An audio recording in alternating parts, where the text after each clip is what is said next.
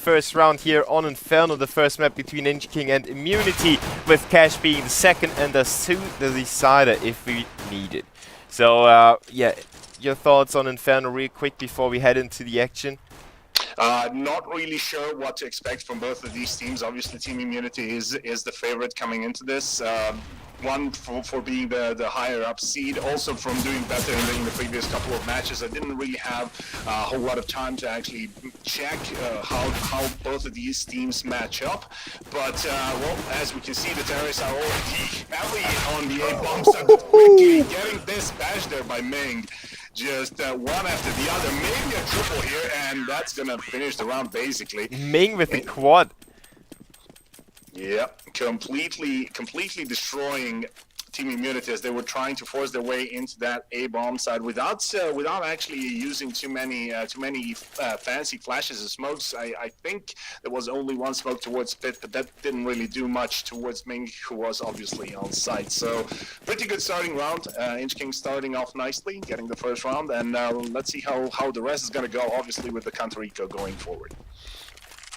Yeah, the CTs with a kind of risky buy, I gotta say, with the MP9s. But Immunity is not forcing it up completely. They will have enough money to force it up next round, however. So they want to try and keep inchk1ng's economy low by getting as many frags as possible in this round.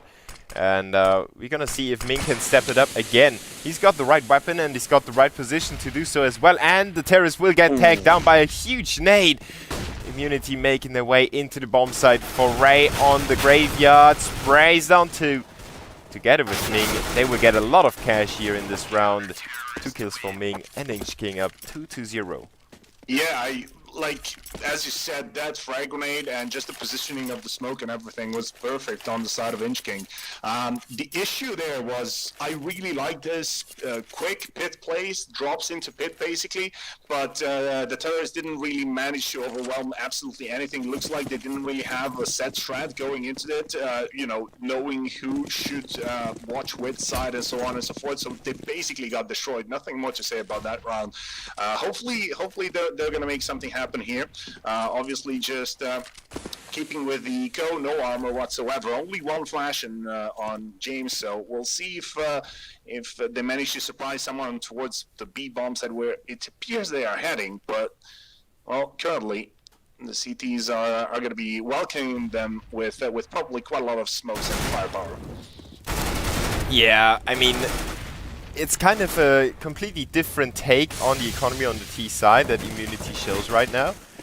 But I'm curious to see what's to come by their end. Hazien will, of course, hose them down. 2 quick frags. Reelks with 1 more. And as soon as that, it's Moe alone. So another really sturdy anti-eco by inchk1ng. That's a huge factor. Getting later and later in the game, they will need this money. They will get in those rounds. Yeah, obviously. I mean, just the Inferno as a map is very much CT-sided, mostly due to that fact that it's relatively hard to get into the B-bomb side if you don't know what you're doing. So if you get a good start on the CT side and if you manage to keep that momentum going, you're going to be able to get so much money in the first couple of rounds. So let's say 5. If they win this first gun round, it's going to be extremely good. But I question the decision here. 2 MP9s left on the CTs. The UMP as well. I would have upgraded weapons right about now because, well, maybe not. Never mind. First line going in favor of inchk1ng, but still it's in favor of the terrorists right now as it's a 3v2, and that's why I said upgrade the weapons. Yeah, Foray with the farmers inside the bomb site just holds it down against Imagine, making it a 2v2, but he's down to 1 HP left, and at the same time James will pick up Hazien. So Immunity win this round, but at a huge cost on their end. 3 players suffered, and on inchk1ng's end, despite the SMGs, they had 1 frag with the EMP, and of course they saved all the money by not buying the rifles in the previous round, so they will have a sturdy buy in this one, and they might even get another buy going in the coming round, depending on how many rifles to save. Yep, depending if they are going to be allowed to say, obviously. Right now we have no off on the side of inchk1ng. Meanwhile, Ricky is, sporting that big green right now, and Nicho's going to be the first one to peak, finding a beautiful headshot there on inchk1ng. 4v5, obviously quick and easy. So, as I said, yes, okay, you save the UMPs, you save the SMGs just in general. You save the money by not upgrading that, but that makes you also lose a round, and in the end, that is basically what matters. If you manage to get the kills with the SMGs, perfect, you're going to be able to buy in the next round, but you still lost the round, so that is 1 point in favor of Team Immunity right now. I don't know if I agree with that. Yeah, it's definitely one of the points for Team Immunity. The CTs can be caught in the downward spiral, and inchk1ng is looking to execute on the A bomb site again. They haven't really tried B at all, so they don't change it up too much at the moment, and that could be a problem later on because they will not have all the info they need to have on the positions on the B bomb site. And inchk1ng knows that I go in the A bomb site, and they will rotate Relax already into the side. Yeah, quick 3v3 on the A bomb side. Reals already rotating onto Archway, so now it's going to be a 4v3. Archway still smoked, and this is going to be the bomb drop. Yeah, very nice round coming out from inchk1ng there. Just holding it down very nicely. Sick rotation by Reals coming in to play at the very right moment. Getting the terrorists from the back, and Immunity seem to be... Well, it's quite late in Australia already, but they still seem to be a little asleep here. Yeah, I usually use. We'll see if they manage to pick up a bit of steam here. Obviously, on the terrorist side, if you get 5-6 rounds, you're going to be relatively happy. So if they manage to get something done in the next round when they actually go for a full buy, that's already a good pickup. Obviously, here no armor, no utility whatsoever on the side of Team Immunity, and they're just going to get wrecked here.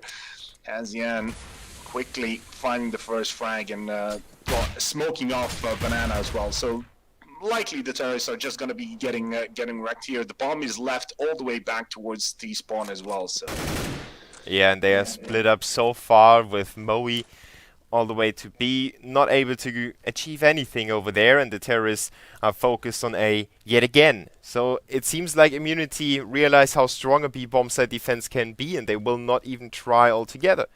So we might see a change in that in the forthcoming round, but for now it's gonna be the A apartment play, and they will be picked off one by one. Ming still has that same angle covered. He's gonna get a flash from his teammate as well, and Imagine is caught in the corner. Ah, nice headshot there by Imagine. Could pick off another one there for A. Needs to watch out, but his AK is a little bit too strong. Almost shot his teammate, but now they know Moe is the last man standing in the apartments. Yep, and he's probably going to get picked off here quickly by Foray. Just very nice hold there by Ming and Foray. Foray obviously in pit.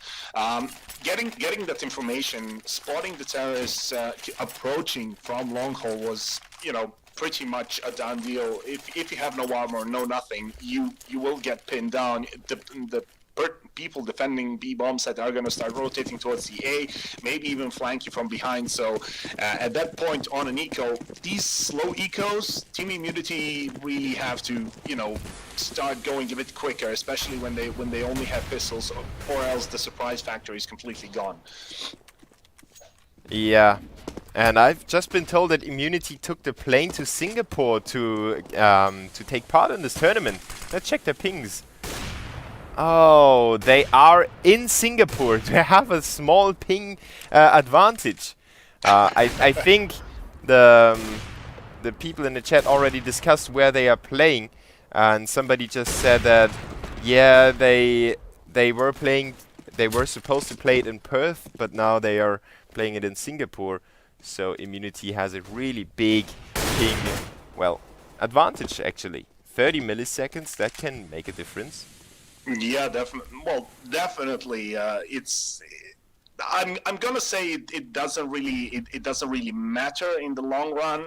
It mostly matters how how you are, used to the ping.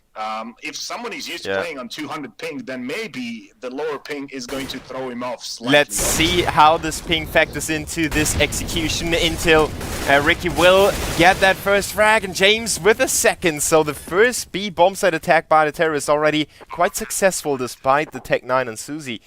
And we have a man advantage, the two-man advantage actually, but if you calculate the HP, it comes down to Imagine and Susie having 100 together. And the CTs already realized that their economy is strong enough to sustain that damage, but it's not gonna be strong enough if they don't save weapons. So they stay away from the B bomb site and let Immunity grab this round. Also grab the M4, and the CTs will obviously, well, probably save their weapons. Probably. There's a pretty big terrorist force, maybe coming for them. Not really sure what's up with the stack coming out from Team Immunity down Banana, but still, it was a good round. Pretty standard execution. Basically, they just won the Angels. Nothing too special with the smoke towards CT. Didn't even smoke construction. So. Pretty standard stuff coming out from Team Immunity there. Just a quick little execution onto B. We'll see if they manage to bring it back, and this time maybe take away all the weapons coming out from inchk1ng, or else if they manage to do that, they will start to starve inchk1ng out of money slowly. I do think they will have enough for another buy, but just barely. Yeah, Ricky with a really important opening frag with his AWP. So you don't really see the AWP too often on the T side. Some people like it, like Ricky shows it. Comes hopping into the crosshair of Hazien, and that's his end. The terrorists with a man advantage, and now they can abuse it. They still have 1 minute 20 on the clock, which gives them a lot of time to get something going. Yeah, and look at the rotation going straight towards the B bombs that they will leave. Moe basically towards mid, but he's gonna get spotted. Ming cashes him out, so that's gonna be the equalizer 4v4 right now. And the terrorists, while they did get the opening pick on B, took enough time to go towards Banana that right now they're gonna be dealing with 2v2 anyway. Yeah, look at Ming in middle. He gets killed by Suzy, so, and well, Ming was stepping it up, but I think he overextended a little bit on this one. Yeah, definitely going a bit too aggressive. Not really. Once you get the equalizer, oh my God, that shot from Ricky again. But once you get the equalizer, what's the point of actually pushing out of these sites? You have the defensive advantage, especially in Inferno here, and you should just be content, watch the angles, and win the trades. Right now, another nice shot there onto Imagine. Yeah, I think it was a little bit the nerves coming into play for inchk1ng. They just couldn't contain themselves. Let's see how this 2v2 will fare with Moon inside pit and Foray coming in from the library. The terrorists are split up with one left in the corner in the bomb site, and the other one comes in from apartments. And Suzy is going to be really important while Foray gets that first frag onto Ricky. It's Suzy with a reply, and now Foray knows where his counterpart is. He tries to defuse a bomb, but Suzy has him covered, and it's going to be a good tag onto Suzy. 9 HP remain. Foray has to pick up that frag, but Suzy will not show on the screen anymore. The CT has to push him, and he realizes it's not going to happen. The terrorists with another round on the board, but inchk1ng came so close on... You know, the round turned upside down so many different times. They still came close to winning it. Yeah, I mean, inchk1ng very, very close, but just couldn't really do anything. They used up all their utility a bit too early. If they manage to save a smoke or incendiary for apartments, one hole something, that could have been a completely different round. Currently, Team Immunity, as we said, winning the round, forcing the CTs on a bit of a weird buy here. We see an M4 on Foray, who obviously he managed to save, but there's the Max 7 on Hazien. A couple of pistols obviously upgraded on the rest, but this should be probably another full win for Team Immunity. Yeah, but they're about to run into that 4-man stack with a Max 7. and a 5-7 at the corner. Gonna be really dangerous. Look at Realx getting all those kills. Great flash as well. He picks up a fourth frag in the round before he goes down to Ricky, who's left alone against 3 CTs, and he's gonna be cramped in already. Ming is waiting on the bottom of Banana, and Foray will not let him get there. The CTs save all the weapons as well. inchk1ng with a perfect comeback into the game as they were about to give it away to Immunity, let's be honest there. But Moe with 0 and 8 frags, he's definitely a dead weight at the moment. Yeah, well, he's going to have to pick up the pace a bit if they want to have a good chance. But obviously, as we said, 3 rounds versus 6 currently on Inferno, still doable, still could make something happen. Obviously not in this round because this is going to be a full eco coming out. Moe already tagged down to 53, so he's going to have to be careful if he wants to get the first frag on the board there. But other than that, currently inchk1ng got really surprising me. I would have thought that Team Immunity would be doing much better, but again, I have no idea. Do you maybe have the information who actually picked or how the big ban phase went for these 3 maps that we're going to be seeing today? Sorry, I missed the question. Do you have any idea how the pig ban phase went in regards to?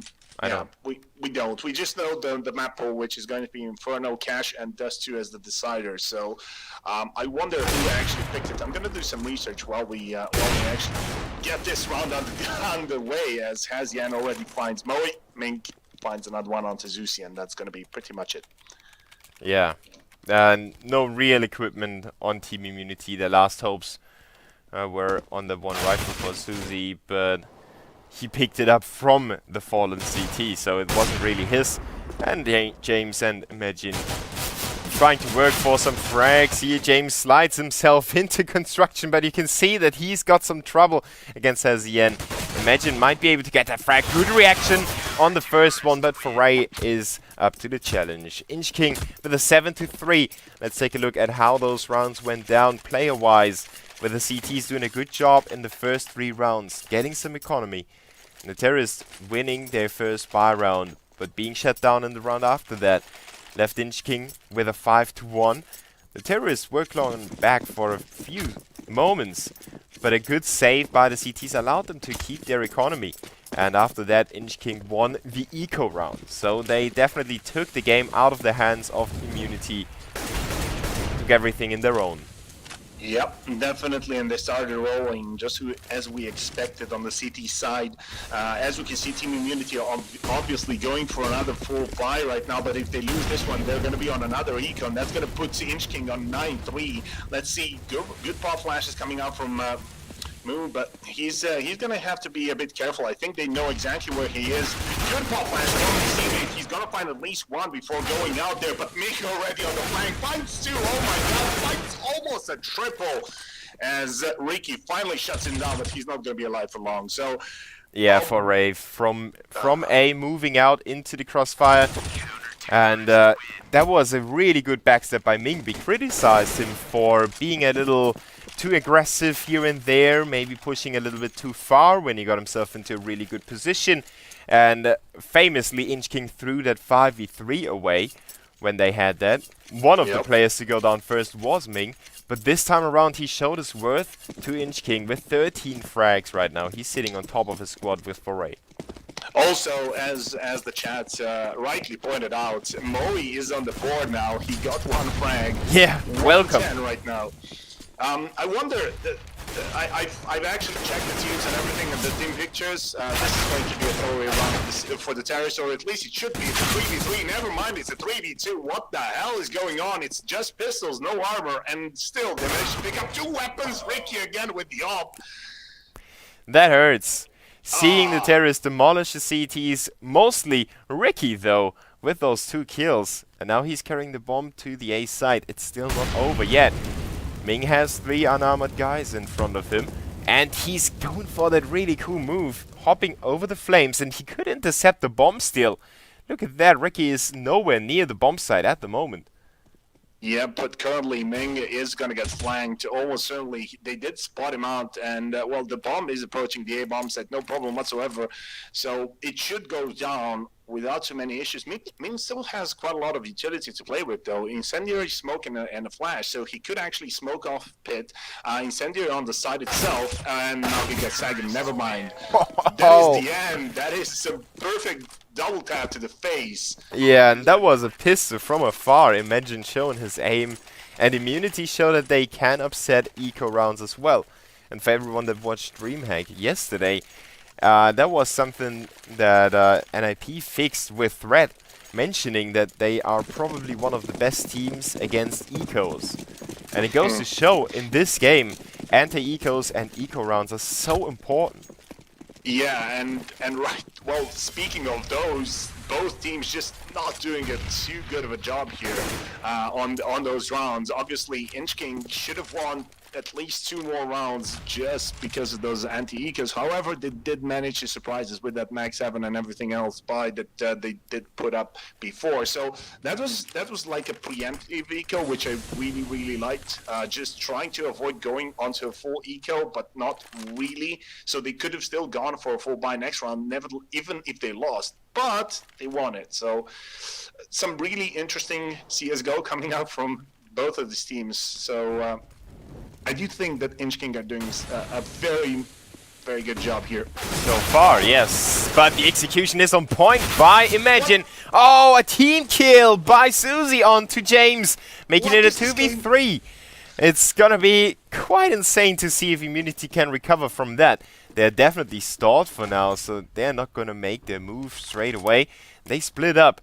Ricky is taking the long route through a long. Yes. And Realx is waiting there in the archway. Oh, Ricky is on point today. Not only with the AWP, but also with the AK. And that leaves Moon inside pit on his own against 2 terrorists. They're coming around on short, so they will try to pinch in on him. And he wastes that first chance to get that frag. Almost gets a kill onto Ricky. A 2v1 now. Hazien is coming in to save the day for inchk1ng. Way too slow rotation coming up from Hazien. Maybe he's going to be able to surprise them. Actually, he does. Ricky goes down, but he was low in the first place. No, he still has the incendiary. Finally going to use it, throw it into pit. But, you know, that rotation, that one could have been avoided. Nice shot in the end, and that's going to be the clutch coming out from Hazien. 9-4. And Moe asked for HP instantly. They seem to be quite mad they gave that 2v1 away again. And it was due to them going for, well, not really going for, but being just out-peaked by Hazien. The bomb carrier was definitely left inside the bomb site for dead, because he just couldn't get away from the bomb site in time. And the low HP didn't really help either. And well, Ricky couldn't clutch it.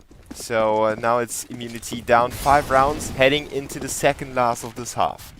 Yep, and if they lose this one, the last one's going to be pretty much an eco, because they are not going to have enough money. Obviously, no money loss bonus to speak of, to be honest. Because but on either end. Yeah, on either end, obviously. But, you know, it's probably going to be inchk1ng. They've been really solid on the CT side.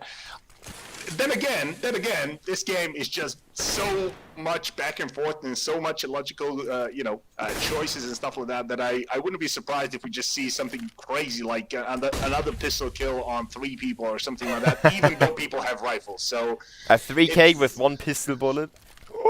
Just imagine that. R8 is still out of the game.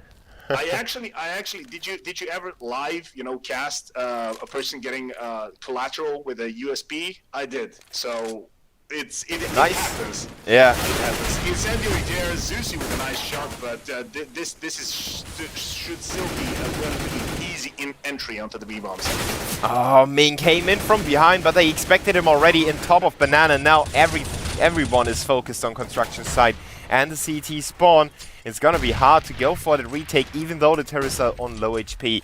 It's still a good crossfire inside the site for Immunity. And Hazien is committed to this retake. They're looking for the kills, but they have to be really synchronized on that move. Hazien has spotted 2 of them, but Imagine went for the double stack inside Dark. Hezien with the first frag, Moon with one as well. Susie the only one to reply before everyone goes down on the terrorist side. A good retake by the CTs. And the bomb will be defused just in the nick of time by Foray. inchk1ng make it 10-4 and get themselves a really good lead on this half. Insanely, I have to say, I'm insanely impressed by how the hell did they make that retake. Hezien and Foray just baiting the guys in Dark to actually come and peek, while at the same time knowing that there's one more on U-Box. One was watching U-Box all the time, while I think Hezien was actually peeking towards Dark. That was so nicely done. Just perfect execution, perfect team play coming up from inchk1ng. And right now, well, Team Immunity are on the back foot. They will have a very limited utility going into this last round of the first half. Only AKs and, well, now one flash, two incendiaries, and that's it. Yeah, and Ricky with the deagle. That's not gonna help if one of your strongest guys only has a pistol in the hand. They're gonna check out Dark in apartments. Mix under heavy fire. Good pre-fire by Imagine to clean up the apartments like a nice and, well, good-looking housemate. He cleaned it up right away. Moe in 1 HP though. Let's see if that... No, he actually has more frags than that. But I was expecting more from Moe.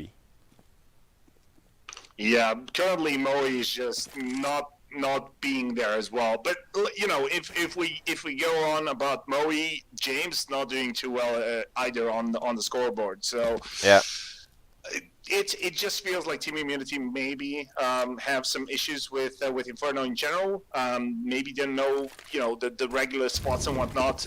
Not really sure how it came to be that they got to play it. But you know, I checked the stats for both of these teams lifetime on HLTV, and right now Inferno on both is just. It feels like inchk1ng are the ones to actually pick it, because they have much better stats like on Inferno compared to Immunity. Almost don't play it. Check your Skype on that one, because I actually got the veto, and let's see if inchk1ng can still retake that bomb site. Wow. James and Moe with the kills though. Moe must have heard us talking about his performance. Getting that frag with 1 HP and a second one as well, so Immunity will make it 10-5 after all. And, well, that's not too bad on the terrorist side on Inferno. They could have done even more damage if they hadn't lost those that one eco round. But, oh, well, I wouldn't complain about 5 rounds on the T side. Probably not too much to complain about, but we'll have to see how they do on the CT side, obviously. As you rightly pointed out, we actually have the information about the big ban phase, and apparently Team Immunity were the ones to pick Inferno, so I have no idea what's up with that. Because Team Immunity in the past, you know, forever, let's go past 3 months, only played Inferno twice in any official so they matches. might be rusty on that one. They're pushed back into the side already, and the terrorists with some good control over the A bomb set, trying to cut off the rotating players is Foray, while in the meantime his teammates are doing a good job of mopping up all those kills. Hezien chimes in with 1 frag onto Ricky, and James goes down as well, so inchk1ng with a very fluent execution. Barely had to stop to get the timing right. They barely had to really coordinate themselves while they were taking the bomb site. So they looked very well drilled. Yeah, it just goes to show. I mean, they have so much more, just in general, percentage of wins and everything on Inferno. It might just be that Team Immunity may not have done their homework and picked Inferno just... I don't know why, but right now they are getting wrecked. So inchk1ng are going to be going up 13-5, I would assume, if they don't really screw up this counter eco. Yeah. But I don't know, man. It feels pretty painful. They have 2 AKs, so they have the firepower. Not like Immunity, who's stuck to, not like inchk1ng before on the CT side, where they stuck to their SMGs quite long. Now they're looking for some kills here. Easy pick off by Ming with the UMP, getting some cash. And now Foray is probing into middle. He's going to be pushed by 2 CTs. He doesn't know yet. Oh, he handles it quite well, even though he goes down to Imagine. At least he spotted almost all of the remaining CTs. There is only one left. It's Reki inside the B bomb site. The side that he was most dangerous on the terrorist side, but this time around he's not having his impact. Imagine is trying to get some money with the Uzi, with the Mac-10. It's not an Uzi. The Uzi is the longer equivalent. But I always call it an Uzi because of GTA. I don't know why. I think in GTA 1 or 2 it was called an Uzi. But yeah. Moe is looking for an exit frag here, but he's gonna be aim punched to death. And Imagine is looking at some weaker terrorist opposition. Doesn't come his way though, and has Ian with good reaction keeps himself alive. RIP. That just goes to show how useless SMGs are versus armor and helmets usually. So, rightfully so. Yeah. They have a purpose in the game. Their purpose is not killing armored people, or mostly not. The UMP is a good example of SMGs being able to take down armored players, but it's not entirely, it's not that kind of classical SMG. No, it's been coming into popularity in the last couple of months, I want to say. Before, usually the go-to SMG was the MP7. Right now, speaking of the UMP, and finding the frag. Ming is wrecking them with it, and the CTs went for a really early buy with FAMASes instead of M4s. They had a good stack on top of Banana, but it ended in a 1-for-2 trade thanks to Ming's kill in middle though. So the stack on B Banana was the good idea by Immunity. Now they have to hold on to A. They go for some information with Imagine checking out the apartments, but Realx is jumping him in the face, shooting out his jaw, making it a 2v4 already. Moe and Ricky on the rotation. Well, Ricky is not rotating at the moment. They are still unsure where the bomb is. Now they will find out it's gonna be A. And they will try, they will try to save. Good decision by Immunity. But inchk1ng, well, they are so aggressive that on the terrorist side they actually are more scary than they are on the CT side.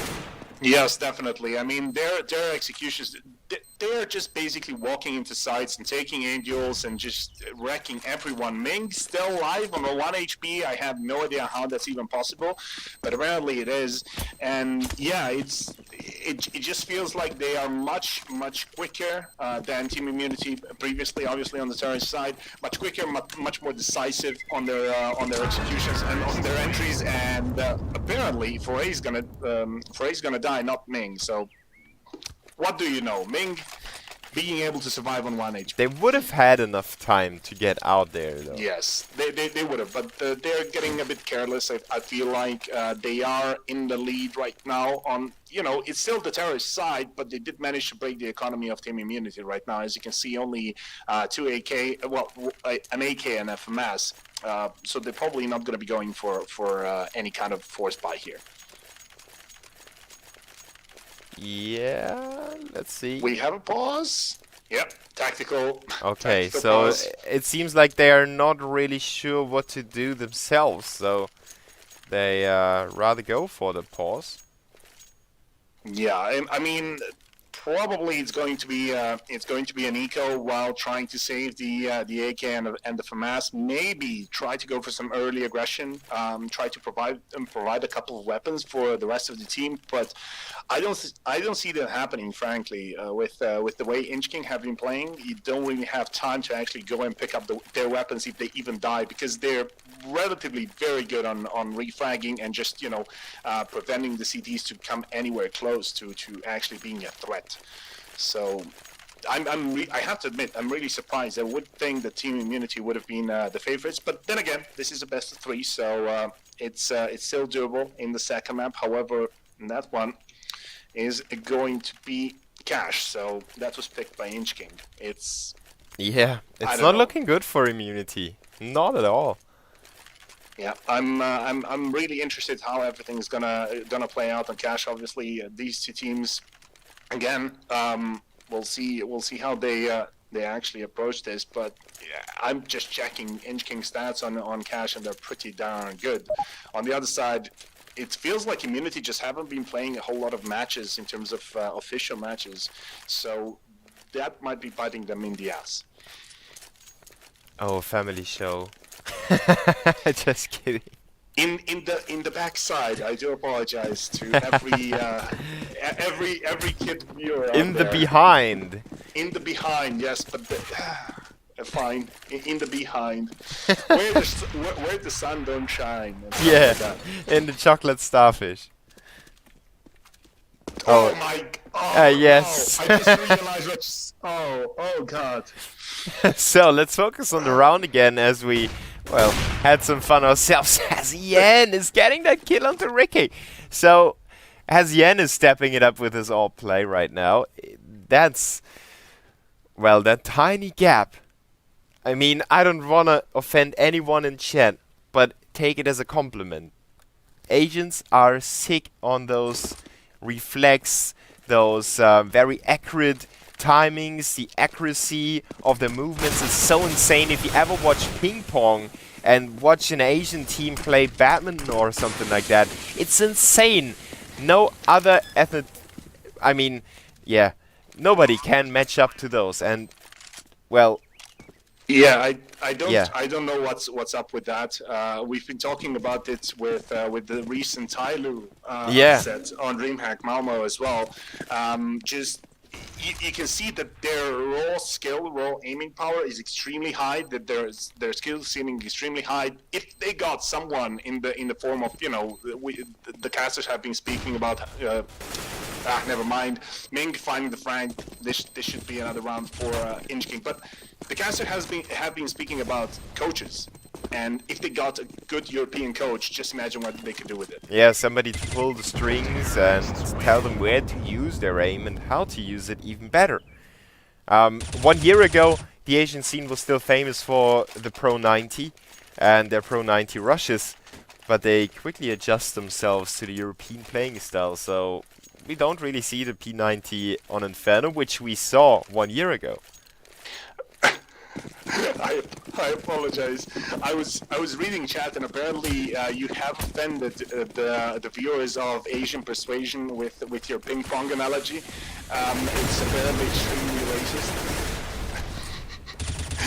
Oh. Well, it wasn't terrible. supposed to be racist, No, you know? I know. It's just people being Trolling. I didn't read it myself, it was probably sarcastic. hopefully. Anyway, yeah, interesting stuff so far coming out from inchk1ng. On the edge of winning their first map, which was obviously picked by Immunity, and looking good going into this one as well. The CTs, you know, running out of utility relatively fast. Only flashes almost left. There's one smoke on Imagine, but that's going to be it. And the terrorists are just holding these angles. No, never mind. Ricky just pushes it, finds some info, and falls back. So this is going to be advantage CTs. Yeah, good start for Immunity, clawing their way back into this round. Susie with the double kill. Looking for a third one, and he's just gonna need one bullet, and that's all he fires as well. Realx on the other side of the map is gonna be taken down by Moe, and Immunity is getting back on track. But it's a little late in this half, and in general, it's a little late in the game. And it's their map pick. Yeah, the terrorists are still very, very healthy in terms of money, or at least they were, because Ming had such a big bank on him, but currently he's going to be investing in an AWP. Apparently he's going to be AWPing as well, not going to be throwing that to his Yen, so I just guessed that he might have had a better spawn or something. We'll see how that obviously plays out, but right now we are seeing a relatively aggressive push down banana by the CTs, and well, that's going to be the first frag, the incendiary action. Oh, James with 2 frags, and Ricky puts another dent in the armor of inchk1ng, making it a 4v2, and it started off rather chaotic in this round. Let's see if inchk1ng can come back. Those 2v4 situations, well, okay. 1v4 situations, they're nothing that you can't win on Inferno, but this time around, it's looking very, very dark for Realx. Yeah, this is... We were just hyping them up, and I think this is just the commentator curse coming into effect here, as inchk1ng are getting slowly but surely dinged down in terms of money, in terms of everything right now. they are having some issues. Their aggressive playstyle not really paying out in the past couple of rounds, and looks like Ricky is just going to shut that down again. So Team Immunity on a bit of a comeback here, I would dare say, if they manage to keep going with this. Obviously, one more round to win versus the Terrorist, and yeah, 14-8 is what we're looking at with the upgraded pistol buy coming out from inchk1ng. Yeah, Tech9 has Yen and Reelx the Deagle on Ming. Let's find out if they can do some damage to Immunity's economy. The Australian team is going for quite an aggressive exchange. I thought so, but they quickly pulled back again. They just wanted to take some control, put Susie in a good spot. And now they're falling back into their original positions. Moe covering A long.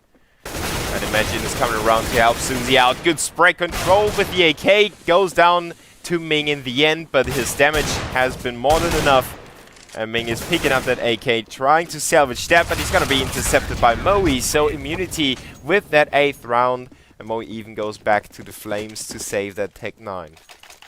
Yeah, pretty much expect the result coming out. inchk1ng obviously not only upgraded pistols, they also decided to go through the smoke in long haul. Not really sure what that was about. They could have just waited it out maybe and gone for a late push, which appears to be pretty much the standard approach coming out both for Team Immunity and inchk1ng on eco round. Just trying to go for that quick push towards pit with 4 men and 1 coming from short. Not really working out if you have to rush through a smoke and get wrecked by the AK on the other side of it. So yeah, let's see if the buy round goes a bit better. Yeah, it's quite important already for inchk1ng, even though they still have the 6-round lead. It can melt away rather quickly, and if Immunity get that equipment going as well, they show that they can shut down those aggressive and fast rounds by inchk1ng, so they have to change it up a little bit.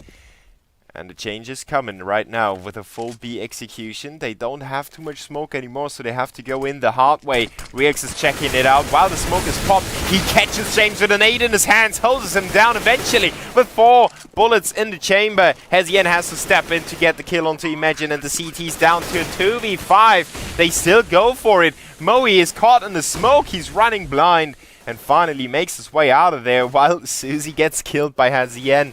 So Immunity tried this 2v5 retake. I don't really know what this decision was about, but maybe it was just because they have enough money at the moment. So they figured, let's show inchk1ng that we can make this one close again. The fun part was that in all the confusion, and it feels like Moe had absolutely no idea what he was doing again, he pushed on Banana. The terrorist had no idea that he was actually there, so he managed to pick up an easy frag there, but didn't really make any more damage. So inchk1ng on map point right now, they have. You know, they have a pretty good buy going on the side, on the other side of the CTs as well. So this is probably going to decide if we're going to be seeing this game. Oh, this is just no, for me, Go TV is still alive. Yeah. Go TV. God damn it. Either way, map and map point here for inchk1ng looking relatively dire. But it's a best of 3. So Immunity can come back in the second map if they should lose this one. They still have to claw their way back. It's a massive, massive mountain they have to climb. 7 rounds with, well, no chance to make a mistake anymore. And inchk1ng with all the room, all the space in the world to try some different strategies, to go for something else and to surprise the CTs here or there. They're trying it on the A bomb site again. And again, it's Susie alone in pit. His teammate Imagine is on long. He's coming around. Susie with 1 really important frag. A second one for him before he gets shut down by Yen. It's a 3v3, 2v2. The CTs are coming back with a rotation, but it's a little bit too late now. Moe has to wait for his teammate to be there and start this retake. Otherwise, it's gonna be quite a bad retake. And, well, he didn't wait for that one because he knew he had to push it alone anyway, and he was taken down by the T in middle. So it's left to Ricky to clutch this one out. I was wondering if Ricky actually, gave up because of the USP push, but probably trying to fight 4A with 9 HP. Still gonna try to go for the sneak, and not gonna happen. Just gets executed. He was sticking out of the smoke as well. And a good first map here by inchk1ng. Surprising us all in the WCA qualifier. Winning that first map on the Ferrets immunity, but I don't know if that, I think it has changed, at least in my opinion it has. Well, I'm not quite sure about that. It's never mind. Let's forget that game, and let's see what Kai's going to be bringing us. Obviously, as I said again in the previous match, both teams, you know, not really sure what Team Immunity have been thinking with going with the Inferno pick, but Cash is probably not going to look any better because it's inchk1ng's pick. For second thing, inchk1ng have been playing a lot more matches just in general and winning much more on both of these. So Inferno, they have a much better percentage than Immunity, and Immunity again only played Cash twice in the past 3 months. So this is probably just going to be a complete wrecked storm. Again, something similar that we've seen so far. Okay, so we thank you for tuning in. Even though it's only me on the camera, we will get Gregor on cam as well for the next half or for the next map. But for now, we have to roll with me only. We thank you guys for tuning in. It's quite interesting that we have as many viewers as we have right now, so I'm quite surprised. Thank you for doing that. I think Gregor is thankful as well. And we are going for a small, tiny break. The players are going to set up for the second map here. Immunity has a lot to talk about, so we give them 5 minutes before we start the second map of this best of 3 series. Thank you for staying. Be right back.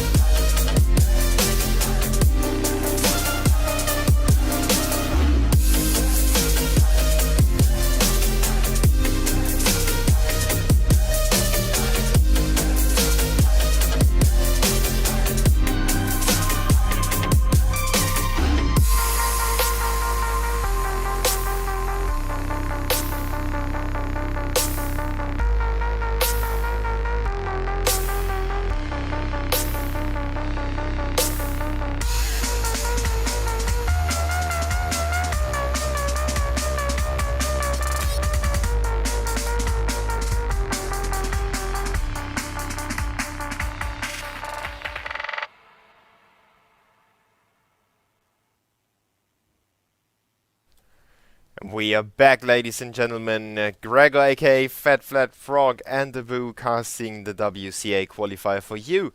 Immunity and inchk1ng went tit for tat on the first map, but in the end, they had to go and bow down to their masters. inchk1ng with a 1-0 lead on this best of 3. What are your thoughts about the first map, Gregor?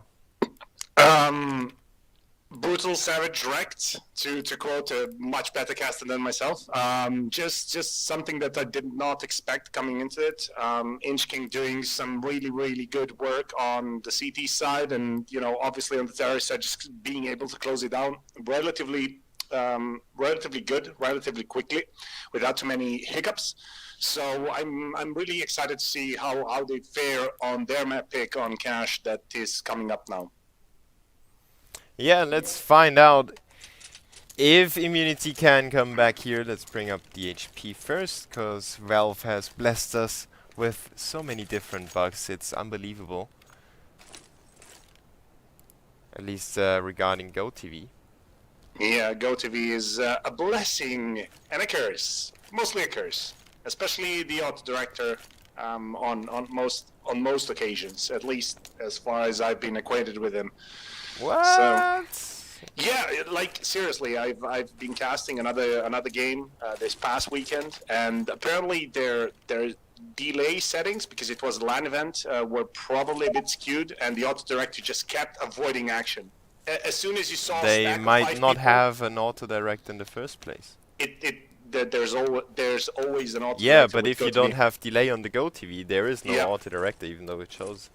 Usually, if the delay is too small, the auto director is just gonna do stupid stuff. Yeah, it can't do anything. So yes, basically I had to do everything manually, and I was really pissed. So that was the auto director or the delay, fucking up.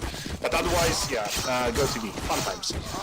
Knife round already on the way, and yeah, the knife round hasn't got that big of an impact here on Cash, I believe. So that definitely went to show on as well. The teams didn't really play it as if it had any real impact. Let's see if inchk1ng will change. Yeah, they will change, even though Cash is, brace yourselves, it's according to the stats. And I think the general feeling in the scene is the same. It is shifting towards the terrorist side. Well, yes, because teams are starting to finally get some good strats going. They have a lot more executes, but both for the A bomb side as for the B bomb side. Usually, what you usually see from, let's say, average to good teams is they know. Let's say 2 executes onto the A-bomb side, nothing much for the B-bomb side. Yesterday, we saw some really incredible stuff on DreamHack Malmo between NIP and, well, awesome. There you go, I blanked out. But point is, NIP have had some really insane plays towards the B-bomb side with incendiaries all throughout the checkers area and on site and smokes and everything. So that's why, because of the openness of the map, Cash is becoming slightly more terrorist-sided. Yeah.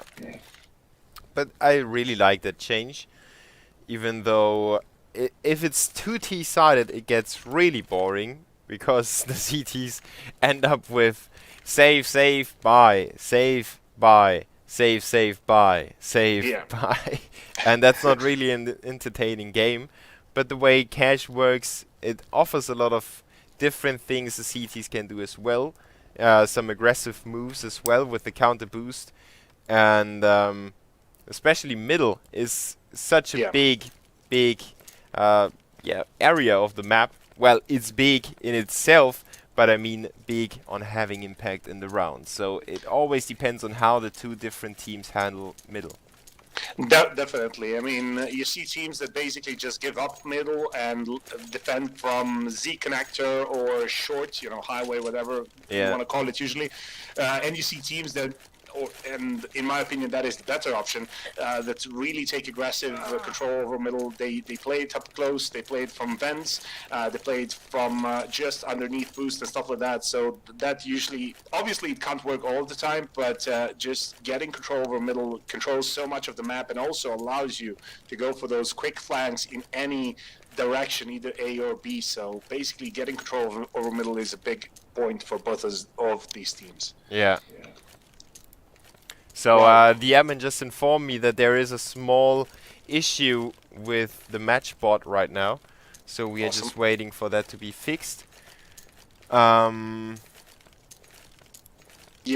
At least we get some info. That's really cool. And big shout out to Zambi as well.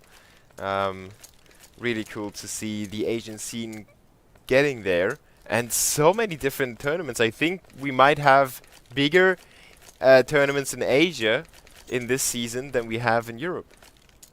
Well, that's probably just because of the population numbers there. Honestly, I wonder why CS:GO isn't so big there. Probably because they have what's the other shooting game called? I try to.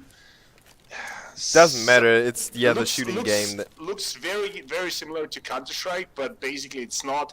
And I know that one is pretty big in terms of tournaments, but just locally, just in Asia. So I hope that CS:GO is going to grow, and I hope we're going to start seeing some more Asian teams on big events, majors and stuff. Yeah, and the more money rolls in, the more people will realize that it's actually fun to play CS:GO. It's kind of an incentive to play the game if you have a big tournament in your country. Everyone's gonna raise eyebrows because if you simply don't know about the game, how are you supposed, or well, are you even supposed to buy it because none of your friends know it, and so on and so forth. But if you have local heroes like Tai Lu, for example, that show that this area has a lot of talent to offer, and obviously the whole CS:GO scene knew about that already, but I think they didn't know themselves, and now they know. Wait, guys, we can have some impact here. Let's all jump onto the bandwagon and let's show them who's the real master. Because you know, when NA started playing, everyone knew, well, NA is not gonna get anywhere anytime soon, and we can probably wait 5 more years, and there is not gonna be a threatening team from there. Wow. Liquid just bombing out as well in DreamHack Malmo, showing that Adren carried them. No. I'm trashing them on purpose right now. I hope the Southeast Asian and Oceanic scene is with me there on that banter. Maybe I overextended a little bit, and I'll be the one looking really bad now. The Adrian part, I think, is just a fluke. I think it was just you know, a dream story that Adrian was such a big impact now that he didn't have to in-game lead and stuff like that during the major, and now that they removed him, they made a mistake. I don't think so. It's just more a matter of they haven't played with Kusta on offline, basically. So getting used to that change. They only used him in online matches that weren't connected both with the major or LANs, just in general. So they just need to adjust. They just need to practice a bit more, and they're going to be fun, I think. Definitely one of the best teams with potential in NA. Yeah. If any potential, we can call it that. If any potential. But you know, it has been said, and actually has been discussed quite a lot, both between us and everyone else in the scene. The NA money, well, you mentioned the money rolling in CS:GO and stuff like that. The fact that the NA scene has so much money without having to actually create any kind of worth, any kind of good placements in international tournaments, that basically is undermining their performance, I think, because they are just content. They're happy with where they are. They're happy with what they're making, and that's basically it. Yeah, and of course we get the backlash from the chat. Oh, Whitmer. Okay, he didn't hear it himself. I was kidding about there is no threatening team from NA, so we hope for Asia to get on the track and threaten European supremacy. Awesome. I can't really follow the chat because I don't see what they're saying most of the time. It's just Australian banter all the time, just flaming each other out. So Yeah, pretty, sarcasm over the internet, you know. yeah. We apparently also have not just Australians, but Carolina is Asian somehow. I don't know if he resides in Australia or somewhere else. I don't particularly care, but apparently he's the lone representative of the Asian scene there. The Okay. only banter that matters. Yeah, indeed. So, if you wonder what happens on the server, we've been informed that we have to change the server because the match bot was completely screwed on this one, so we have to set everything up again. So this leaves us with some more time for banter and some more communication with the chat. So big shout out to Whitmer for not being as salty as I thought he was when he came to the chat. And obviously for everyone else that tuned in. We're just, you know, when you have those big pauses, you have to get something rolling. And being bad cop, good cop is sometimes a really good solution. Oh man, if so it confuses me how you are the bad cop in any of these scenarios because you're such a good guy most of the time. But yeah, just it doesn't feel much like it doesn't feel like it suits you to be the bad guy here. So yeah, it's just flaming out NA. Didn't really work there because I know you don't mean it. I know you like them, me especially. Like I really like Liquid just in general. Obviously with the addition of Simple that even increased, but you know, European at heart always. So envious and NIP doing extremely well. I'm really happy to see them in DreamHack Malmo, and I'm happy to see that my two favorite teams, except for Fnatic, are coming back. So let's talk about that. What do you think about NIP and everyone else? Well, NIP is kind of like the NA scene. They were really good with Wow. Threat. Wow. Fuck. No. I'm just kidding. No, yeah, well, you know, NAP has that weird gene where they are really good when something new is coming to their squad. So they were quite good when Threat was standing in with Pit, not being able to compete over there, and then now they are back again with their old roster, with their normal roster, and I think they feel like as if you are married to the same woman for 10 years and she leaves you for 2 years and then she comes back and you cherish her so much that you're putting so much effort in the relationship. That's how NAP looks right now with Pit coming back. And I didn't really check the DreamHack scores. I gotta do that right now because They're in the and semis. yeah, they are playing against Godsend in 1 hour. Yeah, I wasn't sure if that match was the first one or if it the second one tonight, but it is the second one. And Envy just lost against Navi, 16-7 and 16-2, a scoreline that doesn't really surprise me. No, I'm actually pretty peeved that I didn't get to bet on Navi. The odds were really, really good, like 70% on Navi, which is usually what you want to go for an all-in on a certain bet. And I didn't get to do that, so I'm pretty pissed. But yeah, expect the result. As we said, MV did manage to get an upset or two going during the tournament, but obviously Navi is where it ends. On the other side, though, that means that Navi are going into the finals, and in the meantime, one of the Swedish teams are going to be going through as well. And I'm loving the fact that Godsend got to the point where they are now, because nobody would have expected that. Well, yes. they were so strong. Then they were quite disappointing online again in the past week. So at first I thought, okay, Pronox got a new squad. Let's see where this goes. Oh, he picked up Twist and Schneider. Sick. Then Schneider performed and Twist didn't. And now they're all on the board and they are all on LAN and they are so threatening. 1 more month, 2 more, they are probably going to qualify for the next major. I'm gonna put that out there.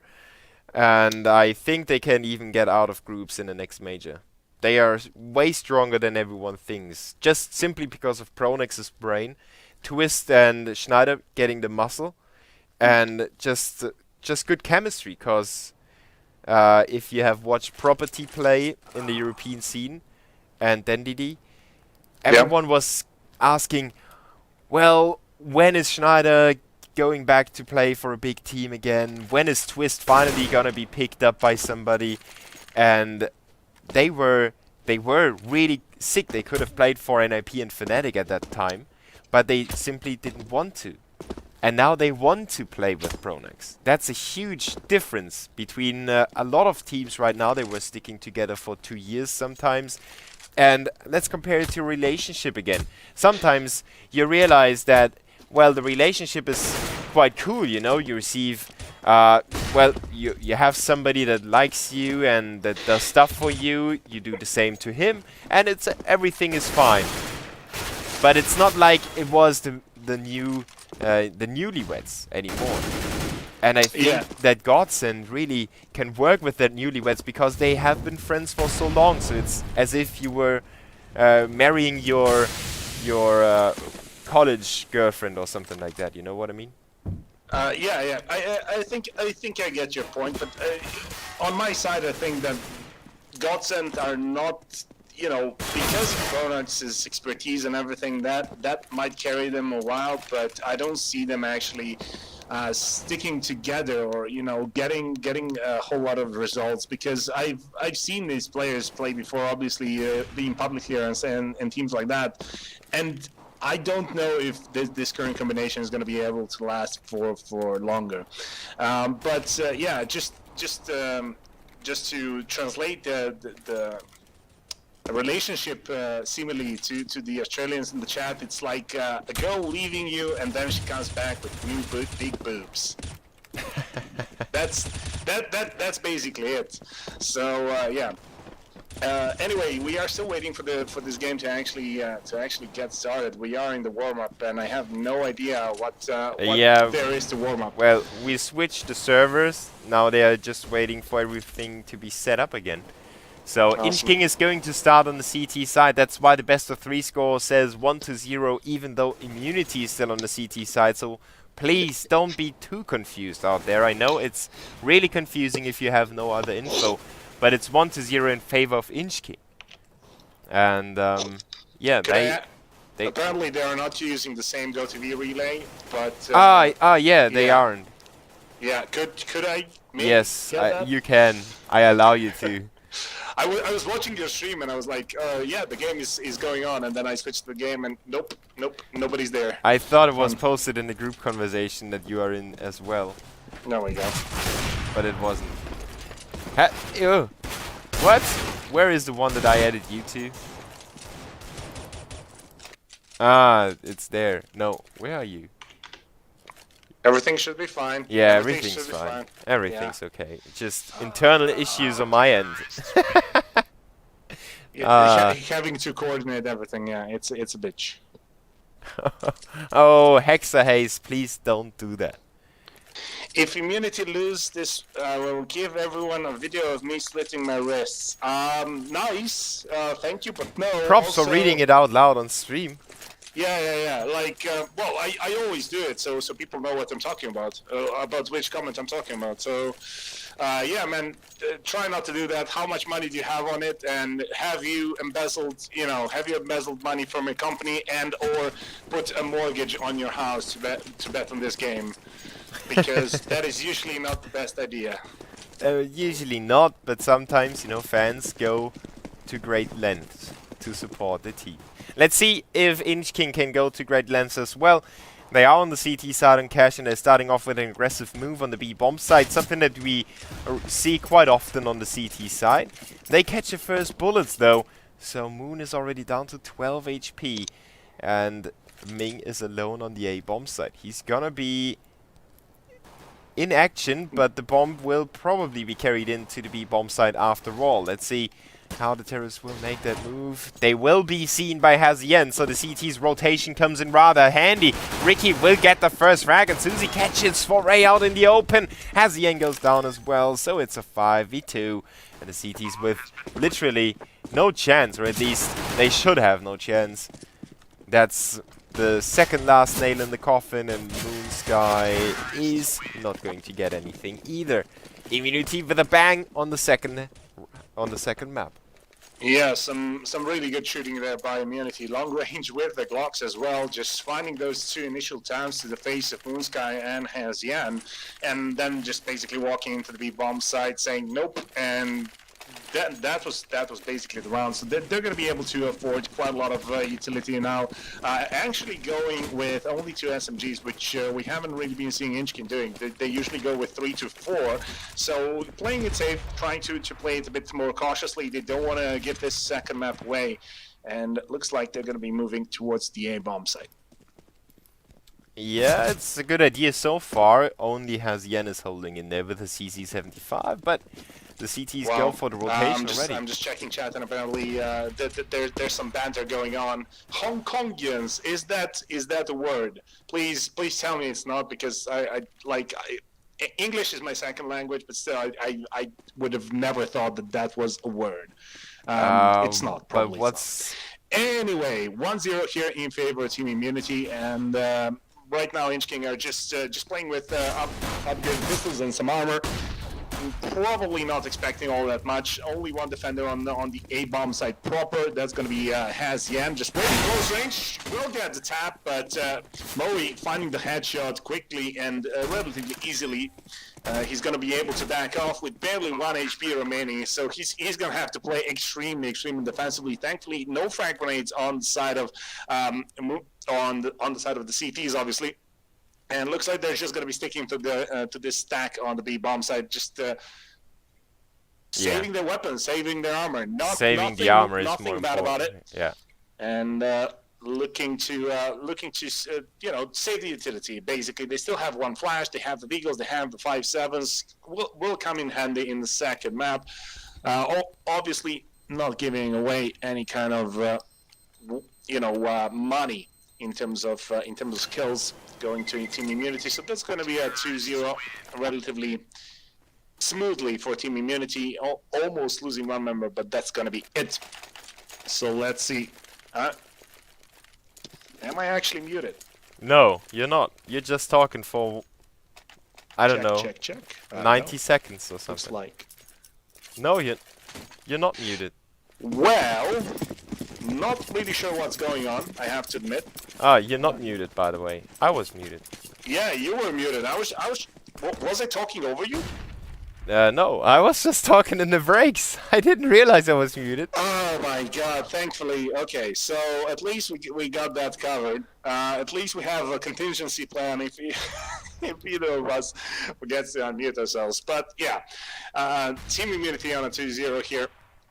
And hopefully is everything okay on your side? Then? Yeah, everything's perfectly fine. Okay.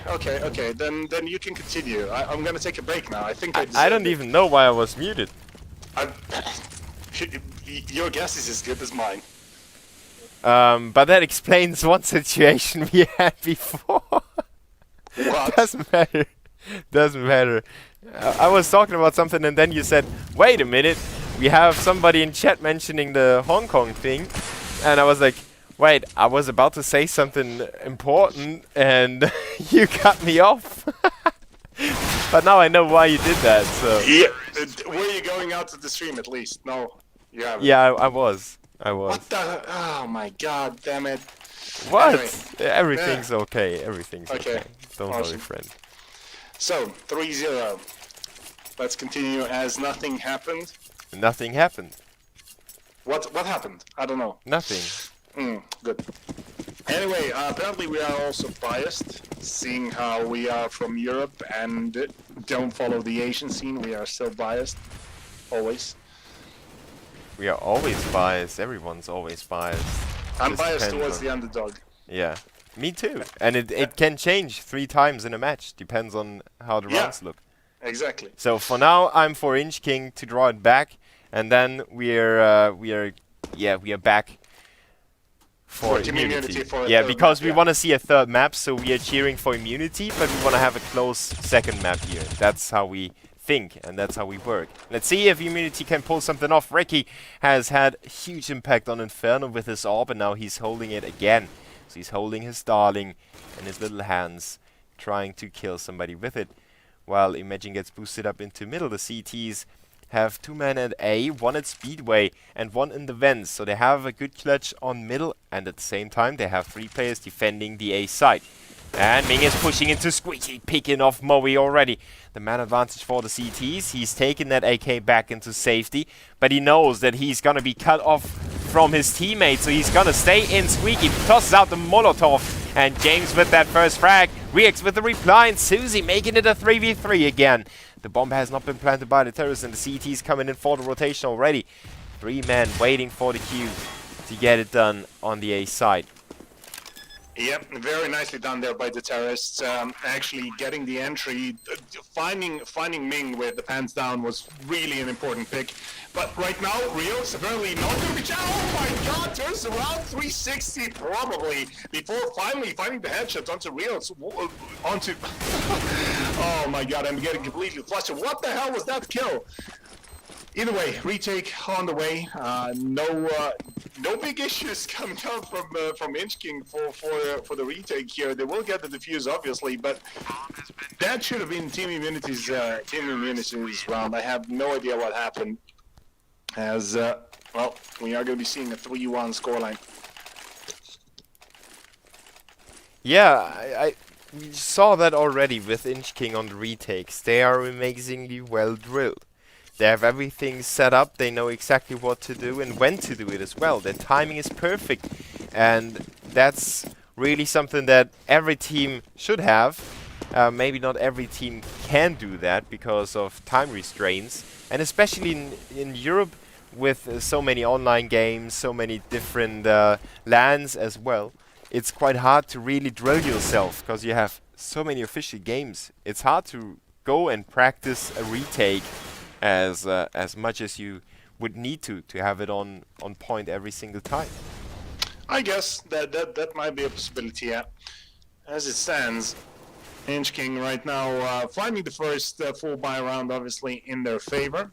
They did lose 3 members, so Unsky is going to have to be a bit more careful. He doesn't have a whole lot of utility. Plus, playing with it for mass, I don't know why, but I just dislike the weapon to its core. So, good incendiary coming out from the terrorists there into vents, trying to flush anyone out that might be lurking.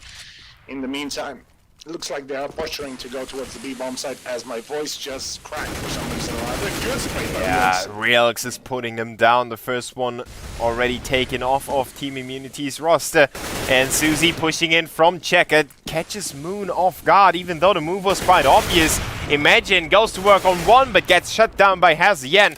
It's a 3v3 again. Let's see how well drilled this retake will look by the CT. Susie's catching 1 in the vents already, and there was Ming just simply running in there. Gets shut down by the brick wall. And the terrorists are still in good positions. James can cover Ricky, so Ricky can waste some time. And as Yen and Realx is running out of time, they don't have a defuse kit, and Susie's taking his time, putting a bullet to the head of Hazien, and from above, Ricky rains death and terror onto the storming CTs. Team Immunity is back with it, making it a 4-1 scoreline. Yeah, and with that, resetting inchk1ng pretty much. They're going to have to go for pretty much full eco. Maybe he's going to be dropping a couple of upgraded pistols for his teammates, but apparently not. So just USPSs and 2 PT-50s on the side of inchk1ng. So this is probably going to look 5-1, and it looks like your prediction that this is turning into a terrorist side of the map is coming true. It's not a prediction, it's knowledge. Knowledge, statistics, yes, numbers. Yes, I love numbers. I don't. Who doesn't love numbers is actually Moon, who gets held down by the Mach 10, which has a number in the name. Yeah, it was quite far-fetched. Yeah. Doesn't matter. The CTs will be shut off of this round. The terrorists will barely lose any HP, except for James, who's down to 16. But he will stay away for now. For Ray will even be flashed.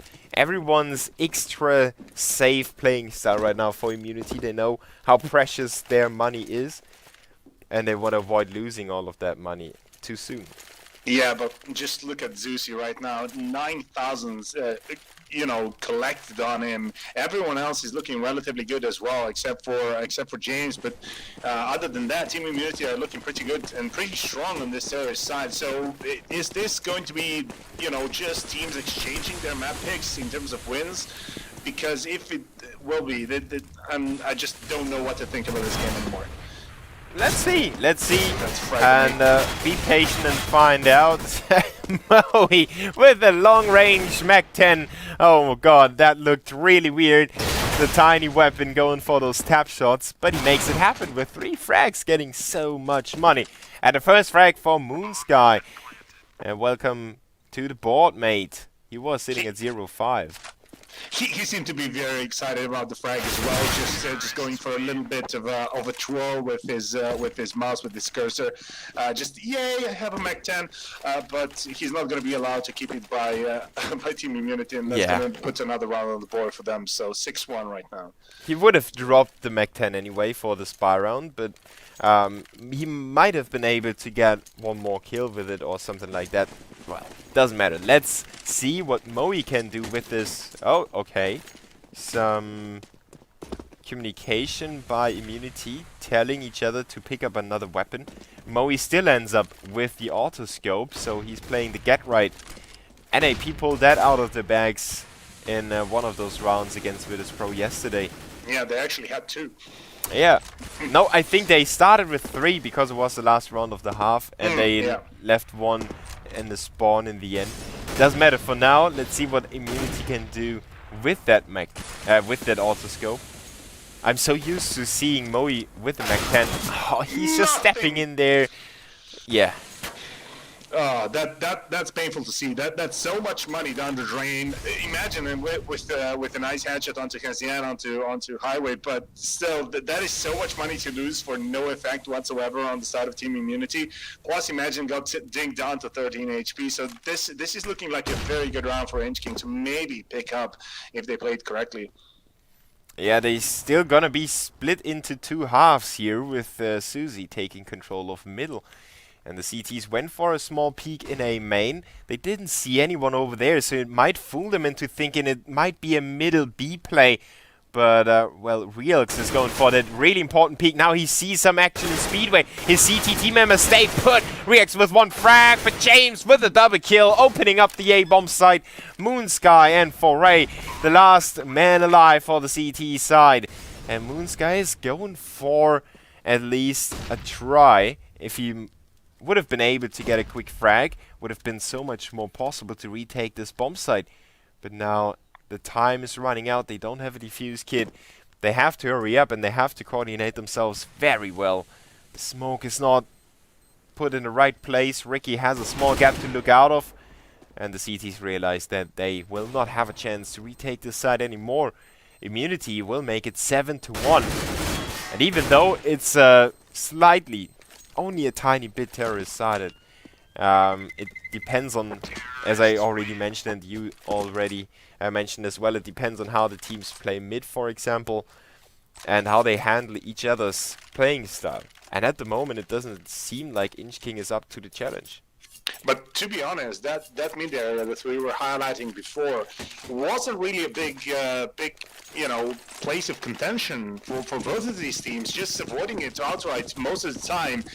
The only time that the terrorists actually used it was just to go through vents towards B, and that was it. Other than that, it was just a straight up A execute from Squeaky and Main. Just nothing too surprising. Maybe this is going to change as James finds the frag onto his Yen on Sugar Cube.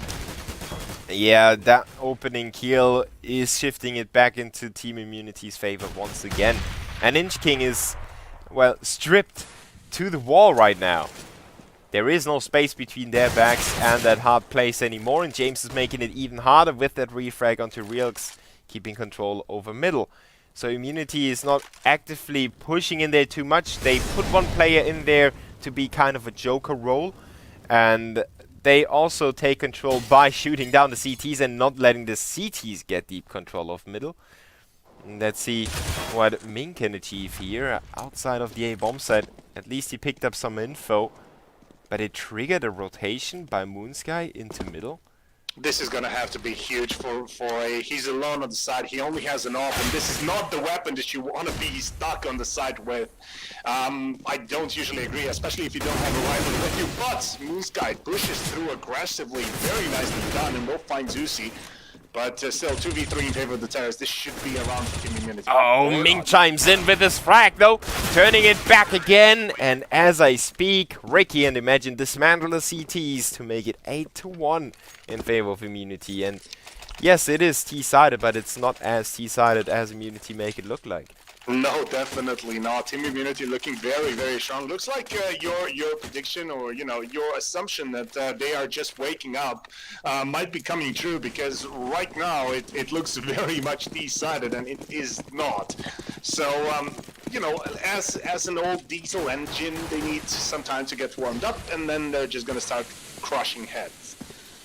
Not like a diesel engine with the crushing head stuff. The CTs have a good stack on the side, and it's looking like Immunity will run right into this stack. Yep. This guy is trying to bait them in. Nice bit of damage being done by him, but he's gonna get replying on, and this is just gonna be a walk-in kill zone for the terrorists. Just nothing much that the CTs could do. Hazyan has the CZ with the armor, might actually pick up a quick little flick. Nope. Never mind. Imagine shuts him down with only one single bullet. So 9-1 right now. This is like watching Nuke on the CT side. Yeah, it is. The CTs still have the loser bonus, so it is kind of the downward spiral still. But they will be able to afford a buy, a halfway buy, then another buy, and so on and so forth in those next rounds, except if they go for double orbs all the way, because that would put a big dent in their economy. Wow. Good job. Anyway. Good job by the terrorists as well, capturing middle against two CTs, and Hazyan has to back away. And the entry fragging is way too strong for the terrorists. inchk1ng has to do something about that. Well, looks like Muska is going to be on the side again with the off, and again I don't agree with this decision. He's going to have to be pixel perfect, and he is not. Ricky just dunks him with the grenade. Makes it 3-2. Still a 2v3, yeah, and Hazyan is pushing through the smoke, surprising the first terrorist. He spotted another one, but he doesn't finish the job on the first. Now James disposes of Ming, and James with another big frag to make it a double. He's holding it down for Immunity, and he's rightfully sitting on top of them with so many entry frags, so many important frags after the bomb is down as well. So Immunity really have to tap his shoulder. I have no idea. Up is down, left is right, and everything else so far, because we saw inchk1ng do such a good job on Inferno, and right now only finding one single round on the CT side. It should not be happening. This should not be happening. But I'm pretty certain at this point that we're going to be going to a third map. There's absolutely nothing stopping Immunity right now, except for Ming's Mech 7. That was so well timed by him. Ming has just been amazing all throughout. Like just his aggressiveness in terms of both on Inferno and both here. Just always making plays, always trying to find an opening, and usually finding it. He's never gonna be complacent, you know? He's always looking for the next opening, for the next teasing frag, or for the next opportunity to make his team win the round. Sometimes it backfires, but at the moment, inchk1ng needs exactly somebody like that to turn the odds, to go for clutch plays, make them cheer, make them fire themselves up again. I don't know if that's gonna be enough right now, because Ming finds a nice headshot onto Zusi again, finding a lot of information into aiming, but that's gonna be the refrag. Reel's finding Ricky. Yeah, now it's up to Imagine. Imagine if he could clutch this round. It would have been really cool to see, but inchk1ng will deny that. And if they get 5 rounds and win the pistol in the second half, they could have a chance. But Foray has to step up you called him out on having the AWP on the B platform quite a few times. It happens due to him actually going for a different angle and then being flashed or molotoved out of this angle, and he somehow ends up on the B platform because he somehow wants to have a foot on the site, but at the same time, you know, he wants to retreat. So it's kind of weird. I get all of that, but usually if you want to defend B, you want to do it from the site, and well, the current best thing to do on the B-bomb side is just have an AWPer, because you are going to try to get that initial peak towards the side of B usually, and then fall back. But you have an AWPer, you have a rifler left and right, so they can't really. You set up a crossfire, you smoke off the ramp coming up, and maybe the generator, so they can't really push onto the site when they're approaching, and then you just mow them down. If you only have an AWP and he's alone versus 3, that's usually not going to end well, as we saw in the past couple of rounds. Of course. Unless he's Guardian, for example. Unless he's Guardian. And yeah. I don't think Guardian plays it like that. No, I don't think he does. Susie is playing it perfectly in Speedway, but his teammates are turning this one into a close round again by running into that running rifle, so to speak, by Rails. As Yen suddenly left alone thanks to James, but look at that! Oh, James still gets the frag with a nade! Oh, I call it a draw. Let's replay this round. I call it a draw.